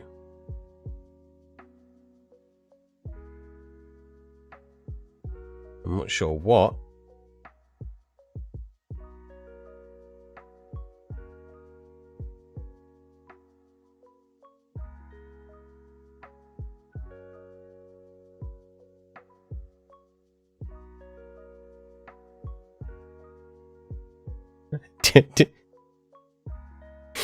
Those trance hippies. Cyber hippies. With their really fluorescent day glow colorings. Right, let's find bewitchment again. So the bewitchment and stuff, it's not like causing like a fatal crash, but it is conflicting with something. I thought it was sandwich mod because it was throwing up errors for the sound, but it's clearly not sandwich mod. Although I do have both versions of patchouli still in there, which also could be causing the error. It's still morning. Get off my back, jeez. Let's remove bewitchment, but leave patchouli in. And see if we can move past the loading screen. What does patchouli do? Patchouli is essentially... It's a tool that generates custom books that a lot of other mods rely on. Or I say a lot of other mods, quite a few mods rely on. So for bewitchment, there is the Book of the Damned, which you need to be able to be given at some point upon doing something. You need to be given the Book of the Damned. So it uses patchouli to generate that book.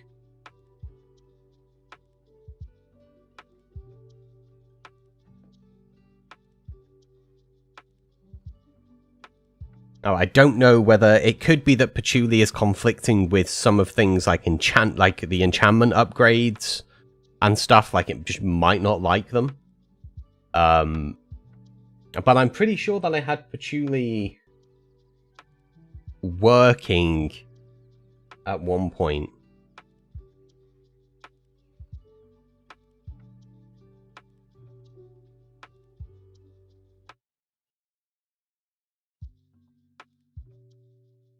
See, when I think of like a hippie sort of signature smell, my brain often goes to sandalwood as well as patchouli.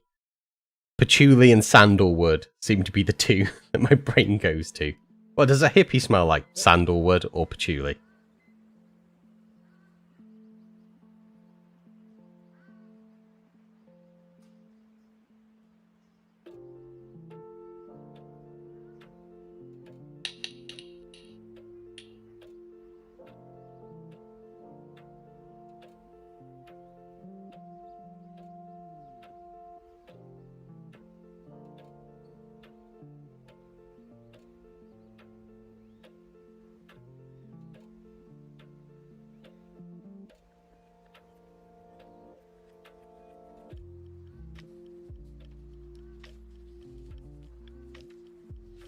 Okay, I'm pretty sure it's patchouli.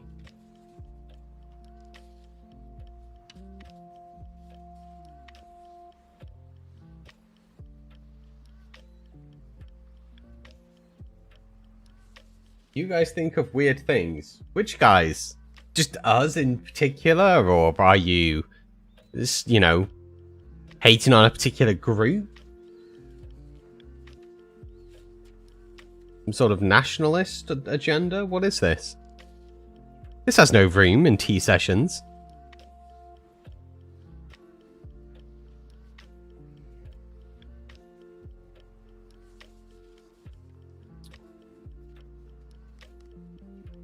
Okay, so it's definitely something to do with patchouli. As to what is causing it with patchouli, like it's gotta be conflicting with something, but there is a lot of mods, so it could be conflicting with anything.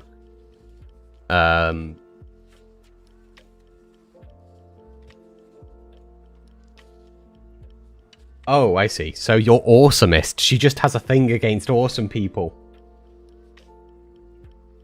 I knew it was some sort of agenda. If it's directed towards me and 𝗘𝗚𝗘𝗖𝗞, it's definitely something you've just got against awesome people.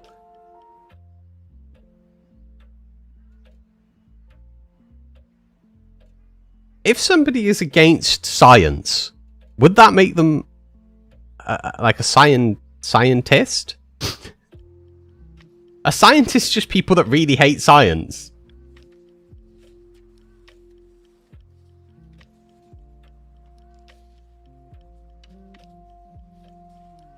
Like, what? What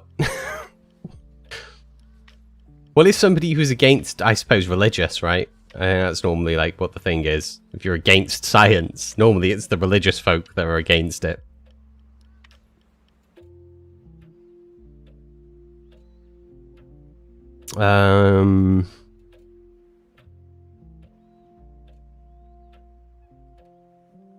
Okay.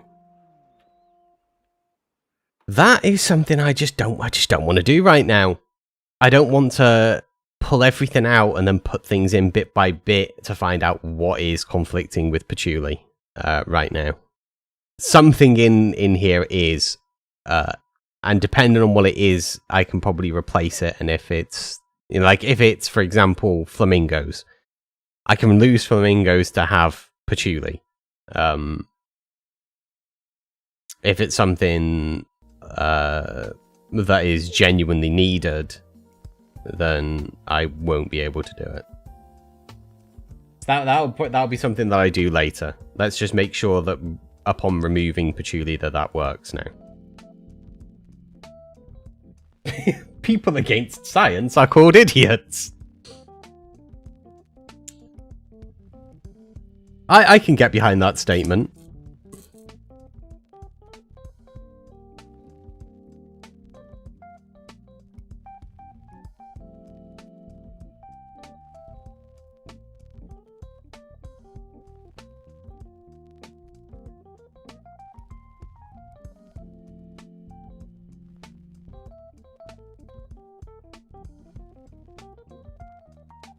Just make sure we actually load.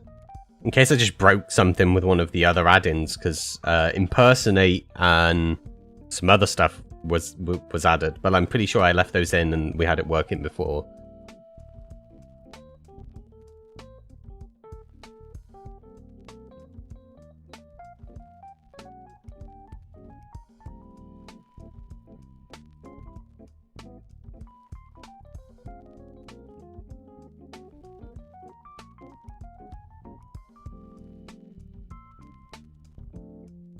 I'm still waiting to for a few people to answer my question of the day for this stream, which is, if you were to make a mod pack, like, what would be your dream mod pack for Minecraft? Like, what is it you would love to be able to do and see? So I know that a Knight's Path essentially wants a role-playing game. I forgot what I wanted to type. It's okay, man. I understand that.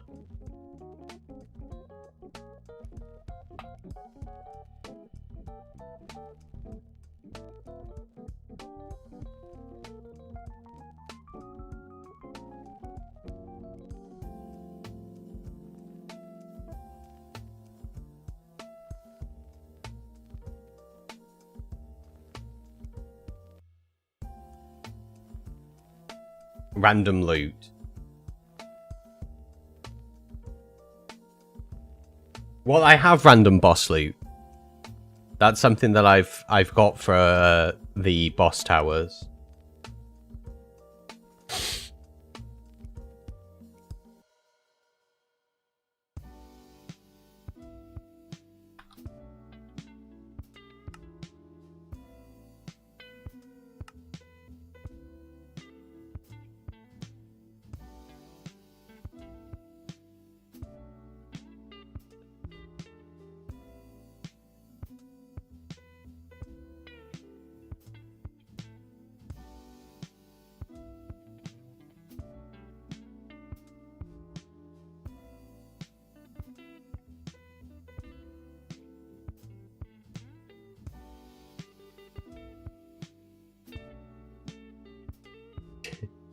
Dimensional being. All right, okay, get it.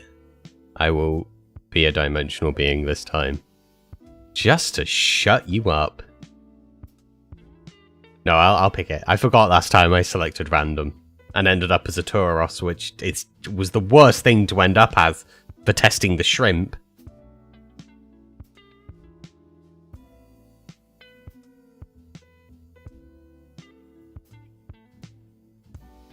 Well, I'll try and select it this time around.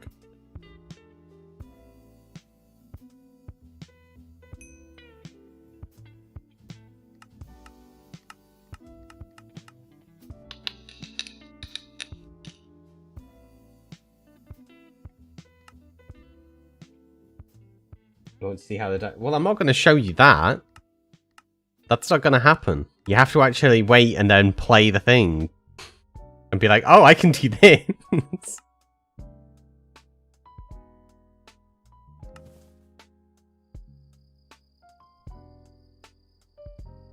As you can see, as a dimensional being, you're slightly transparent. I don't know if you can see, but you can just about see blocks and stuff through me. It's where we're kind of misty-bodied. Life, though, you'll notice that only 6 hearts of life.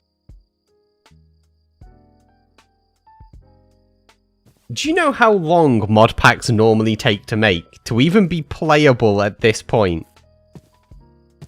You go watch a few other mod pack makers on Twitch. There's a few. And some of them spend months upon months developing. I mean, this is day 4, and this is playable. So, you know, give me a fucking break.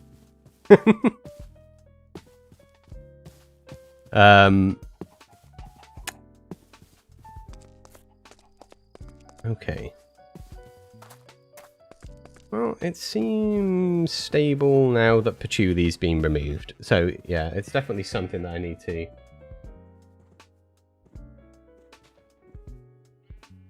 Oh, yeah, your fall limit's going to be... But you can, if you're falling, you can activate your dimensional shift.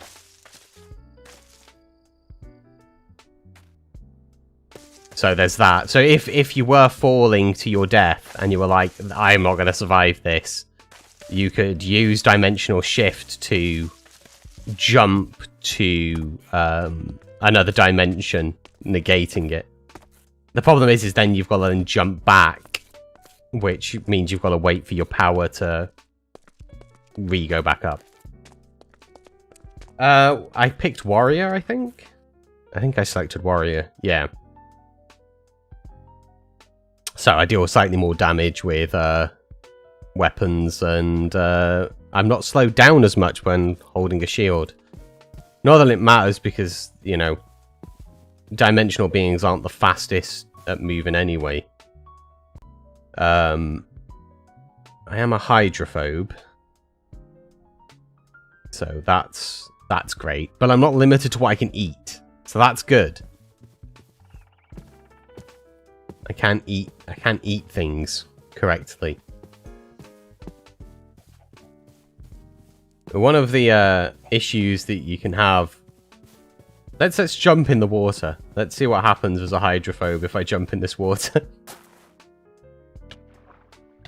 Yep. That hurts. Yep, let's not do that. Got to avoid that water.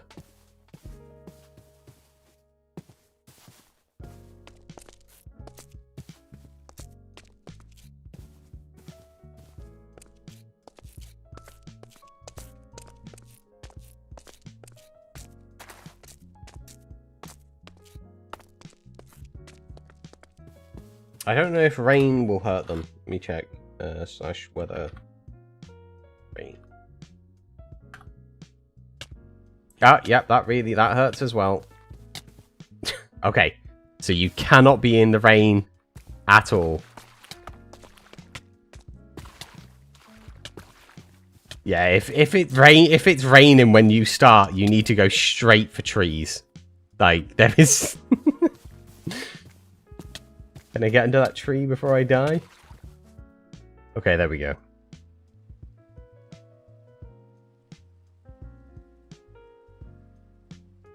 So, as you can see, they're powerful.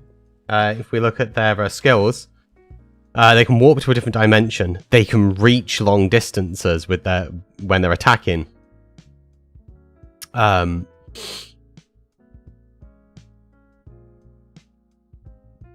Yeah, you've known the ruler of the end for a long time. Dimensional traveler, you haven't explored the overall dimension, so it causes you to be slower. But adaptive, so you adapt to the other dimensions easily. But if it's raining, not so good. Umbrellas. Let's see. Okay, let's see if I because I think there is an umbrella.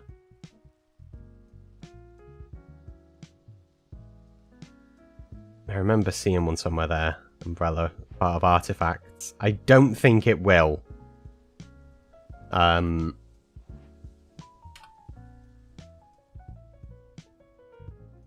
it does. Okay, there you go.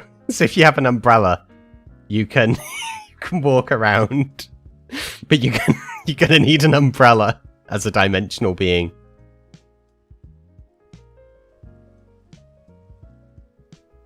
But that does, unless it could be because it's snowing here.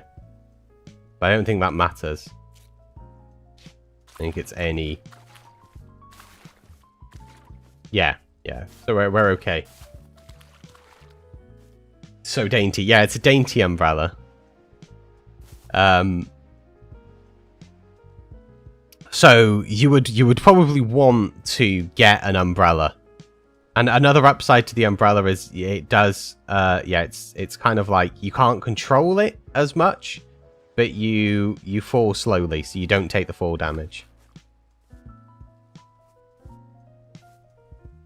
And just as a test, we'll remove the umbrella. Yep, put the umbrella back, and we don't take any damage.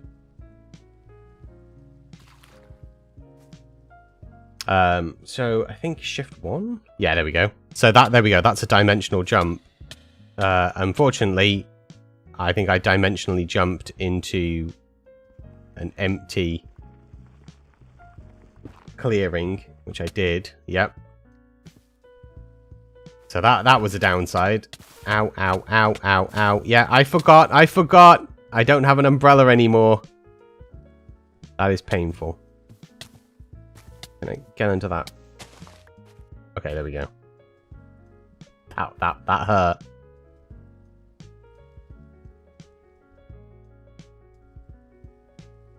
Yeah, you can put an artifact into another slot. There's also back slots, so you can put it on the thing, but you would still have to hold it. It would have to be active for you to be able to get by. Okay, it just puts it away on you.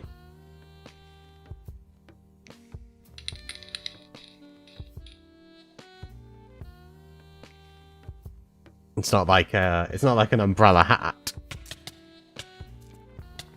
Wow, this nether must be mental. I'm gonna have to check that. Slash create of a second. I'm gonna wait for that to power up. It might be that I'm up high, actually. Where am I? Is that I've been put high or been put low? Oh, it's just put me in a really bad place. I think I was in like a 1 block big. I might have to put some checks in for that.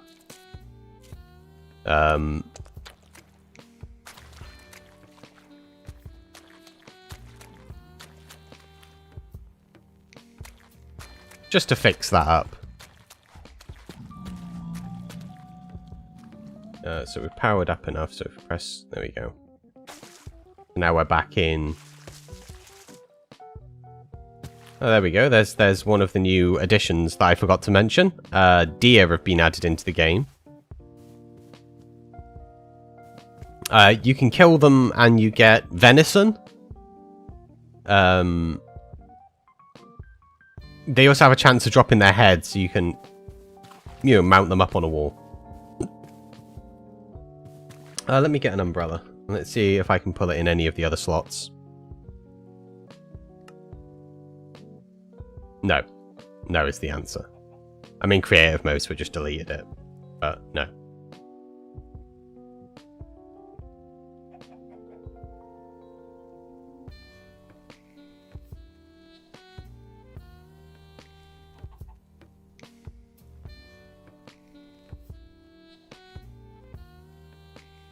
My hand, my neck. No. No, it does not. Oh, wait, there we go. No, I think we have. No, it didn't. So no, you can't. You have to hold it. It's an artifact, but it has to be held.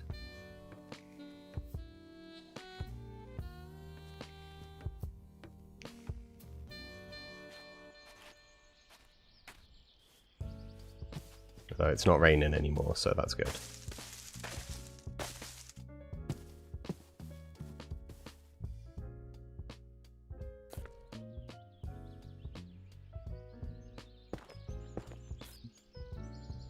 Yeah, it just tries to put me in some crazy places. So I'm gonna have to look at that and see what that is. It probably ignore the X and rather the Y coordinate. I think that's what it's doing, is it's taking the Y coordinate.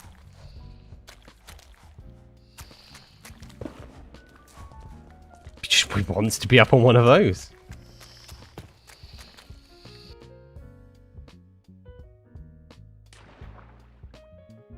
What did I just fall into? A crazy area to fall.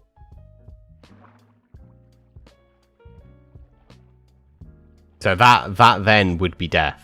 You have to know where you're jumping to, essentially. It's not like you can...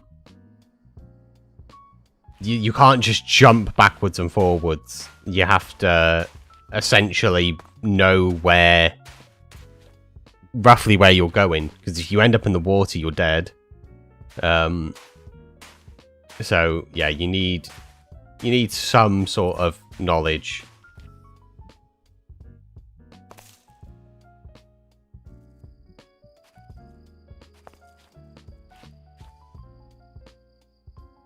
Yeah, dimensional beings should always carry an umbrella. I think that's essentially the artifact that they need. Is an umbrella permanently.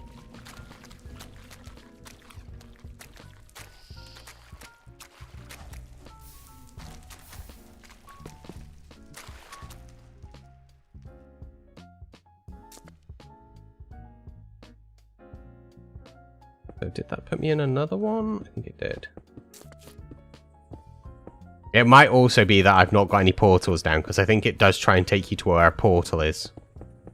Each time, but obviously there is no portals, so it's just teleporting me to wherever. But I will also test that at some point. It's a very pretty tree dungeon.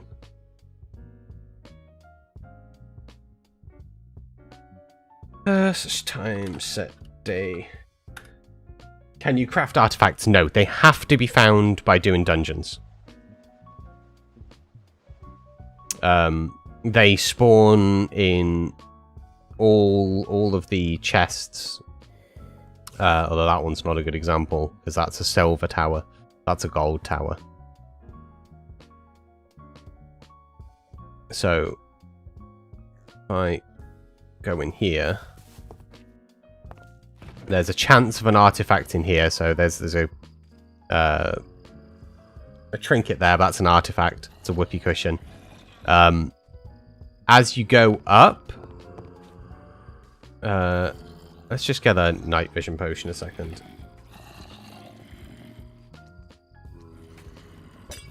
There we go. So there's 2 chests on each floor, and these all have different generated loot within them.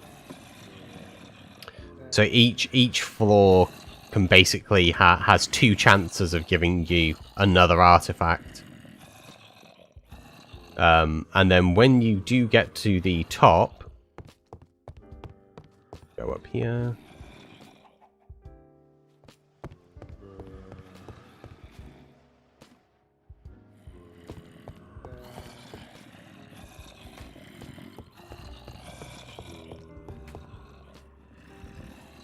This is a very big, very big dungeon. Say that. Okay. So this is the very top. So then once you've defeated all of the stuff, there's a boss, which for some reason the boss thing isn't here, but this is probably a different type. And it's probably a zombie boss, judging by it. And then once you defeat that, that will also give you the possibility of getting more artifacts. So they're not craftable. You have to locate them and find them. This is a silver key one. So if this guy gets killed, let's just grab a sword and just kill him real quick. Which one's the best sword? I think it's this one, right?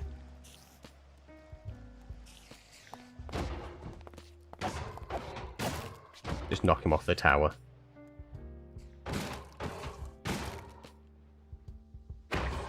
Okay.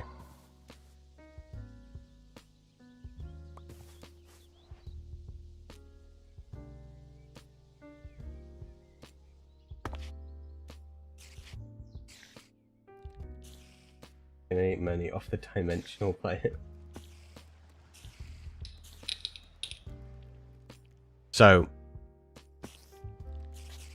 use the dimensional key, get your stuff, which is that one's terrible, and you can hear in the background the stuff go in, and yeah, you have to get out quick. So you have to basically escape before the thing goes down. There you go, so this one's just getting slowly destroyed. I didn't destroy the chest whilst I was up there.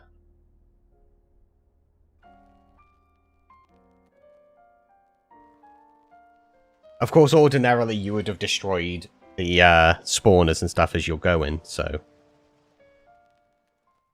And there we go. So that's a silver key one. They automatically...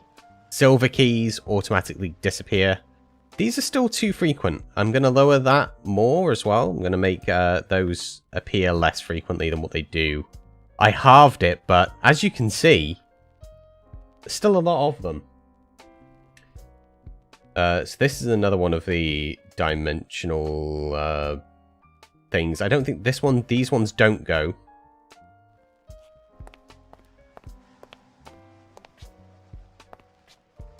This also has a guardian spawner on the top. So this won't open. You have to have 10 boss keys, which if you fight your way through the floors, you will get. It's just as a way of... It stops you from just when you have an elytra coming up here and, you know, bypassing everything, just using a single key. It takes 10 keys. Yeah, there we go. And then you have to kill that thing. And then once you kill that, which takes a while, they've got like 500 health, so... They also hit pretty hard, and they've got knockback, so they can fling you off of the tower. It's just get rid of him. I know that I could do kill at E and then the type before anybody in the chat is like, you could just do this. I'm aware. I'm aware I could. I'm not going to, but I'm aware that I could.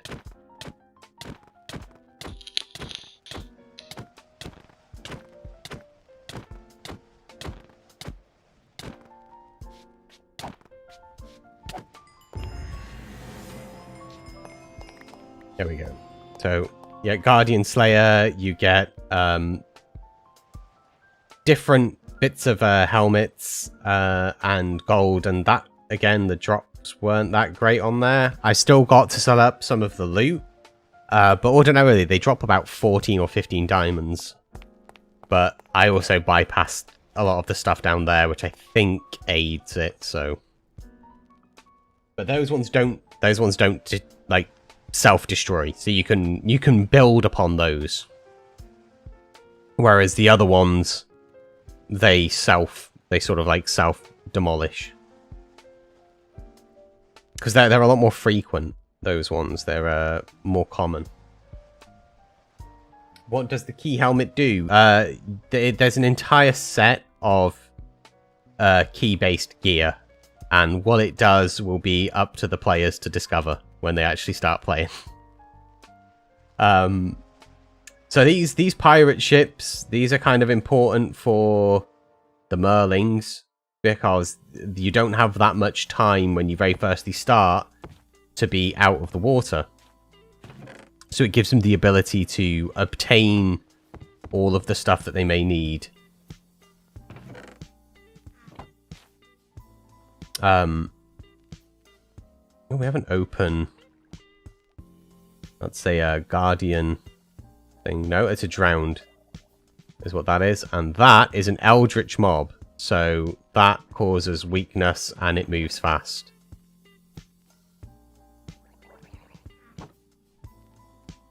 We're going to avoid it though. I just don't want to, I don't want to fight it.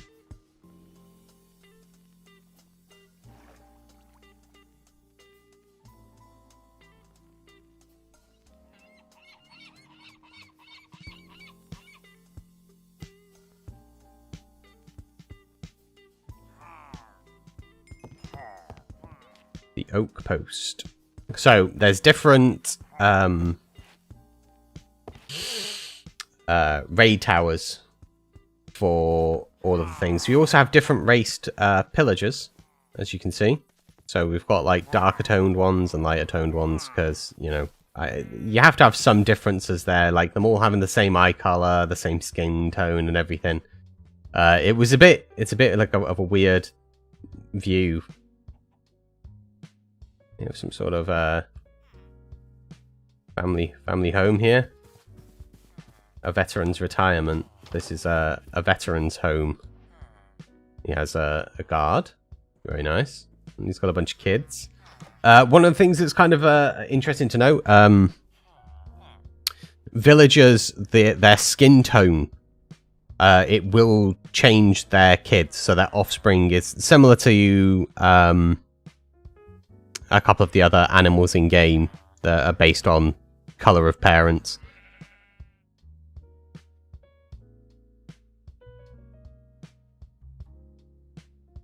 They are grandkids. They could be grandkids. I think there's like an entire... It looks like there's like an entire thing in there.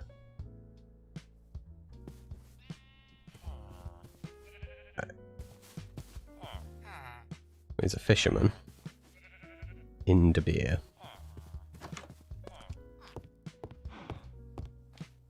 You know, have a little look around in their house. They have nothing. They're useless. Hello. Oh no, they've got tomatoes. So there's some interesting stuff for the seasons. So during the spring, they'll grow normally. The summer, it's 80% speed. In the fall, it's 60. And during the winter, they just won't grow. And that's the same across the board for pretty much everything. They grow more in the spring, slightly less in the summer. Even worse during the autumn and during winter months, they just don't grow.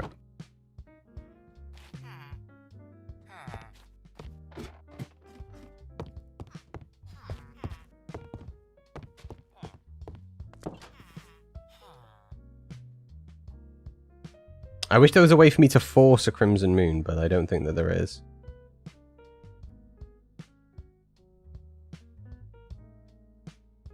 Sadly.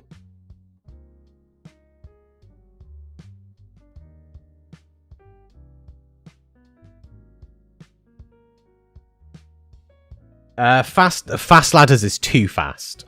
It kind of detracts from the feel. Is that just a regular? Just a regular witch hut.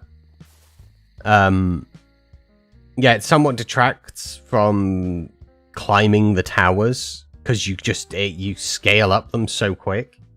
One of the other problems with fast ladders that I've had in a couple of other mod packs that I've played around with is they have this tendency to be a bit buggy.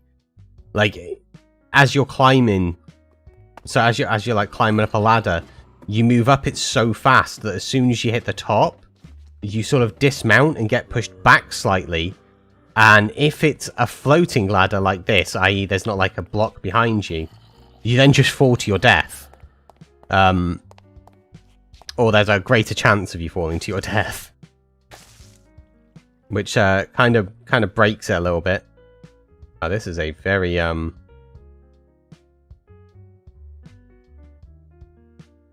there's a lot of water stuff.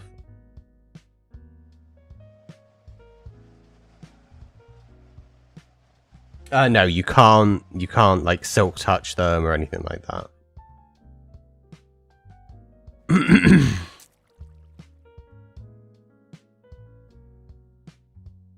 This is a very large biome. I feel very small here.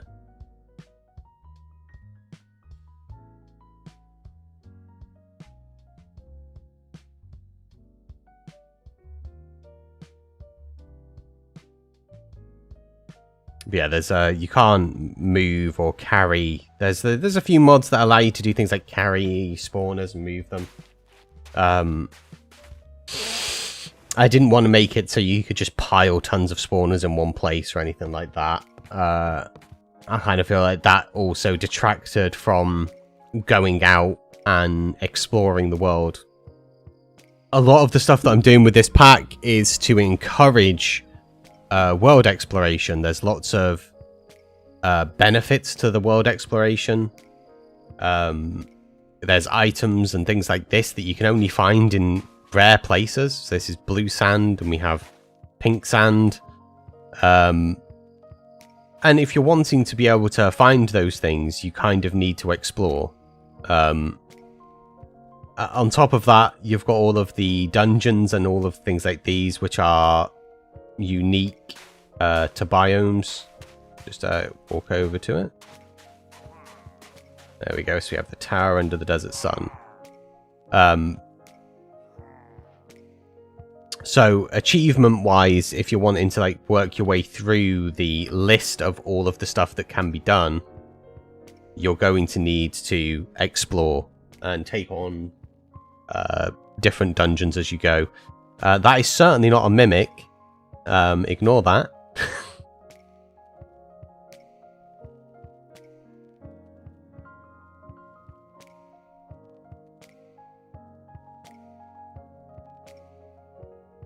It's 42 biomes in total.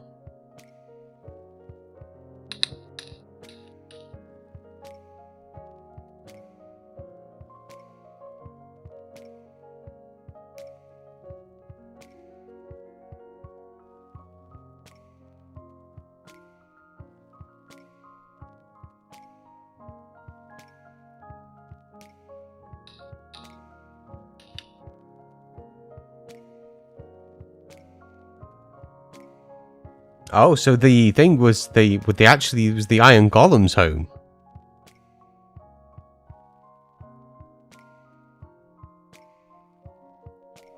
Yeah, I can probably add in some more related stuff for that. Maybe.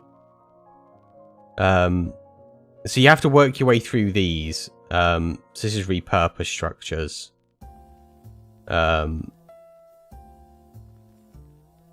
Then adventure, which I might put some more advancements into those. I have toyed with the idea of putting like a quest book in, that kind of guides you on a journey. Initially, my thought was to put it inside one of the forgotten places. I'm not sure why in that one they're so far apart. I may need to tweak it.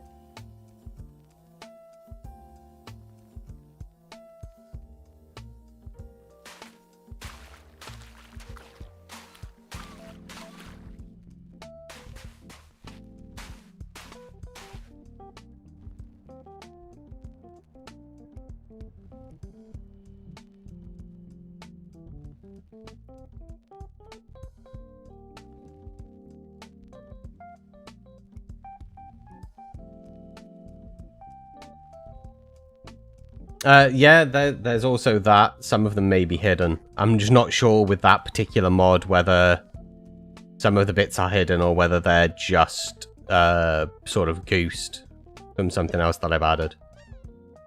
But that's what the playtesting phase will be for, to figure all of those bits out. I'm probably about three-ish. I'm going to say 3-ish days off of sharing this with a couple of people so that they can playtest it as I'm working on things.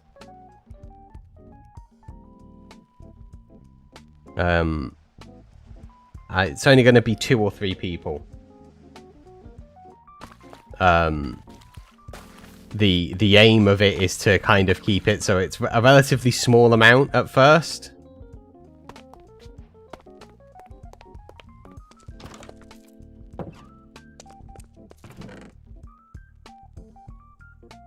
I'm taking all the food.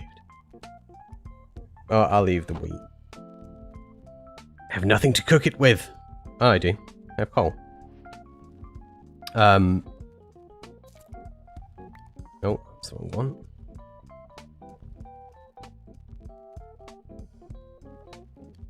Yes, I'm only going to have it where it's a couple of people. I kind of feel like too many cooks spoil the broth with certain things. Like, I'm aware that there are going to be certain people that will find this mod pack too hard.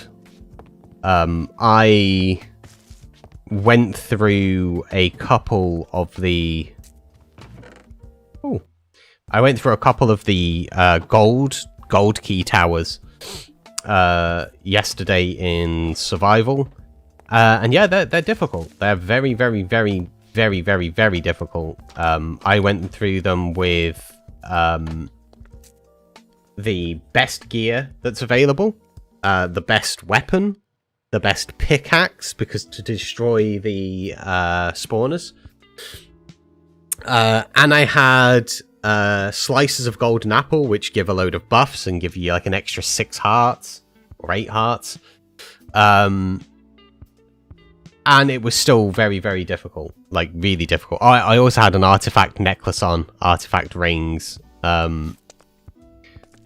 This pack has kind of been built to encourage players to team up and take on things like towers and bosses, as opposed to it just being a solo let's play. So I'm aware that when it gets to play testing, some of the people might be like, this is really difficult. I'll be like, yeah, I know. It's intentional.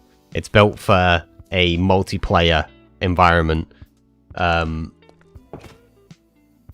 It's kind of like D&D, right? You don't really ever do like a single player D&D where it's just one DM and one player. I mean, you can, but they're boring. Role-playing games are better together. So I'm gearing this to be played by a few people as opposed to just one. The issue with that is if I then had a ton of people playtesting it, all of the important things that are valid points that I'd need to address would be lost in a sea of messages saying this is too hard, this is too difficult, this bit needs change in because I can't do this, and they're things that are intentionally there as barriers to encourage people to work together. And as opposed to repeating myself 3 billion times, which I've had to do in the past when making mod packs, I would rather just have a couple of people that are aware of that, and then they're testing everything else. And I will tell them how to sort of bypass the teaming up element for the testing as well. But I think we're about 3 or 4 days off, so there's probably going to be about another 3 or 4 tea sessions where it is building, trying to get all of these mods working together.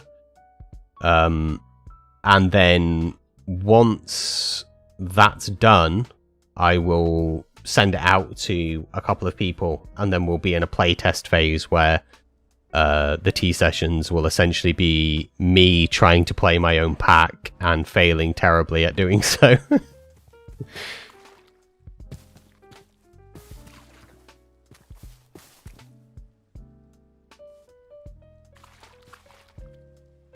I definitely wouldn't play as a dimensional being, though. I have made it very hard for dimensional beings and other ones that are very powerful, because it's easy to avoid water, right? You can make a bridge, build across it. A lot of the things like this, that it's not really a problem. You can jump to the nether and bypass oceans. You can go into the Bumble Zone. Anybody that's not aware what the Bumble Zone is, you should have tuned into one of my earlier streams. Now it's going to be a surprise for the playtesting phase for you. But you can jump to the Bumble Zone and bypass it that way.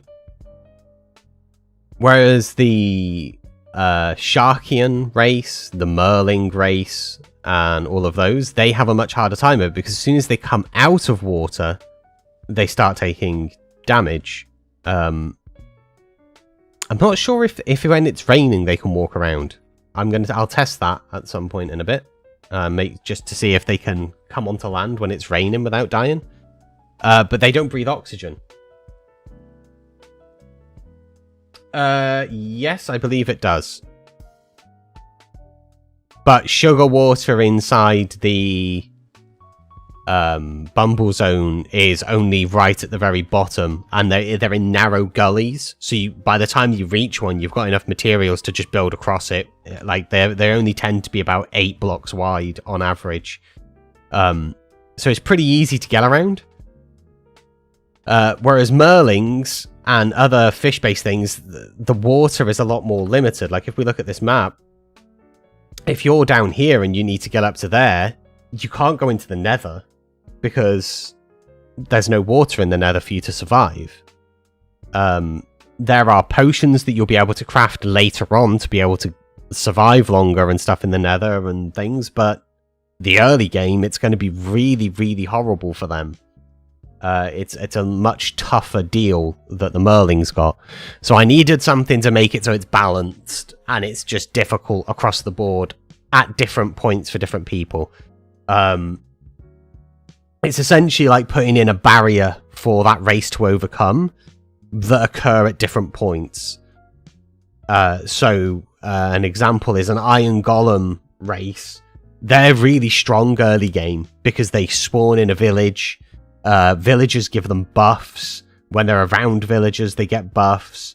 But they struggle on regenerating food. They basically survive for a certain amount of time being strong, and then they sort of get slightly weaker later on, and you have to overcome that sort of, let's say, mid-game. The hydrophobes, they essentially are seasonal, right? Like if it's raining, you have to get out of the rain, and that's kind of how I'm making it difficult for them. Is at certain points of the year, the Minecraft in-game seasonal year, it gets more tricky. So every single race has some real severe drawback. And again, that's something to encourage the players to play together, to lean on the strengths. Once I've got Bewitchment and Requiem working, one of the things that like you'll be able to do is obviously be a demon, right? So when you die, your soul leaves your body and you become this sort of like ghostly entity. And although that's a massive drawback in some ways, it's a huge benefit in others. And the rest of a party is able to lean on that. So for example, a demon whose soul is around, he can possess a zombie, right? So you can possess zombies, and you can possess undead zombies and skeletons. But that means that these towers, as a zombie, he can just walk around, so he can navigate these unhindered and get around them. He can't get the boss keys, but he can navigate it, so he can light it up for the rest of the group. He can do a bunch of stuff. So although he has a drawback, he has a benefit to the rest of the group, and the rest of the group can kind of help that person overcome the barrier. Can they open up chests? As a spirit, no. As an undead, I think they can, if I remember correctly, but I will have to test that when I actually get it working properly without it crashing. But the chests, yeah, the chests don't have the good loot in. So, I mean, it's got decent enough loot. They're kind of like gifts as you're going up, right? So you've got some artifacts here and there.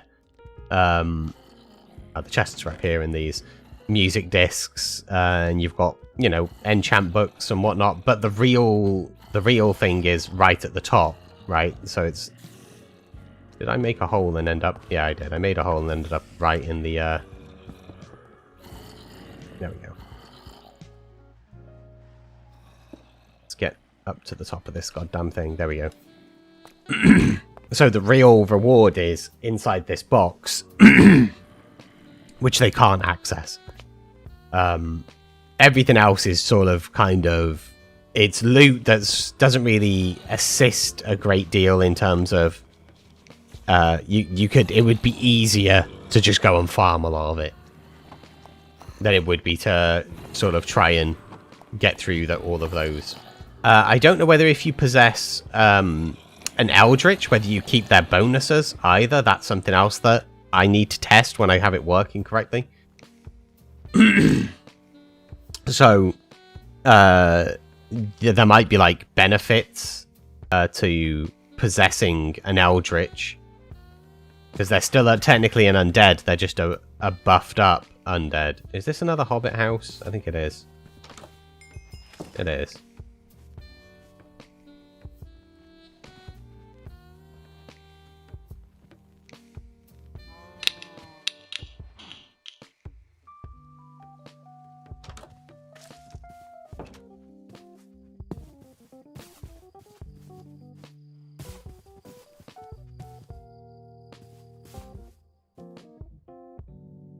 So yeah, we'll I'll try and get the bewitchment and patchouli working.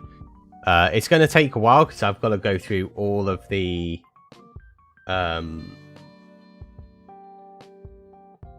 all of the mods essentially and find out where that conflict is, because it isn't telling me. It's just creating a loop. So I'll probably do that in a short while, and I bring the stream to an end, and then tomorrow I will update you on what was causing it if I find out what it is at some point today. But I think we're going to leave it there today. We managed to get a few things added, not as much as what I hoped to add, as we ran into some problems. But we did manage to get a few bits added. We have the audio output is in there, and Flamingo... Oh no, audio output's not in there yet. We have Flamingo and Impersonate and NPC Variety. We have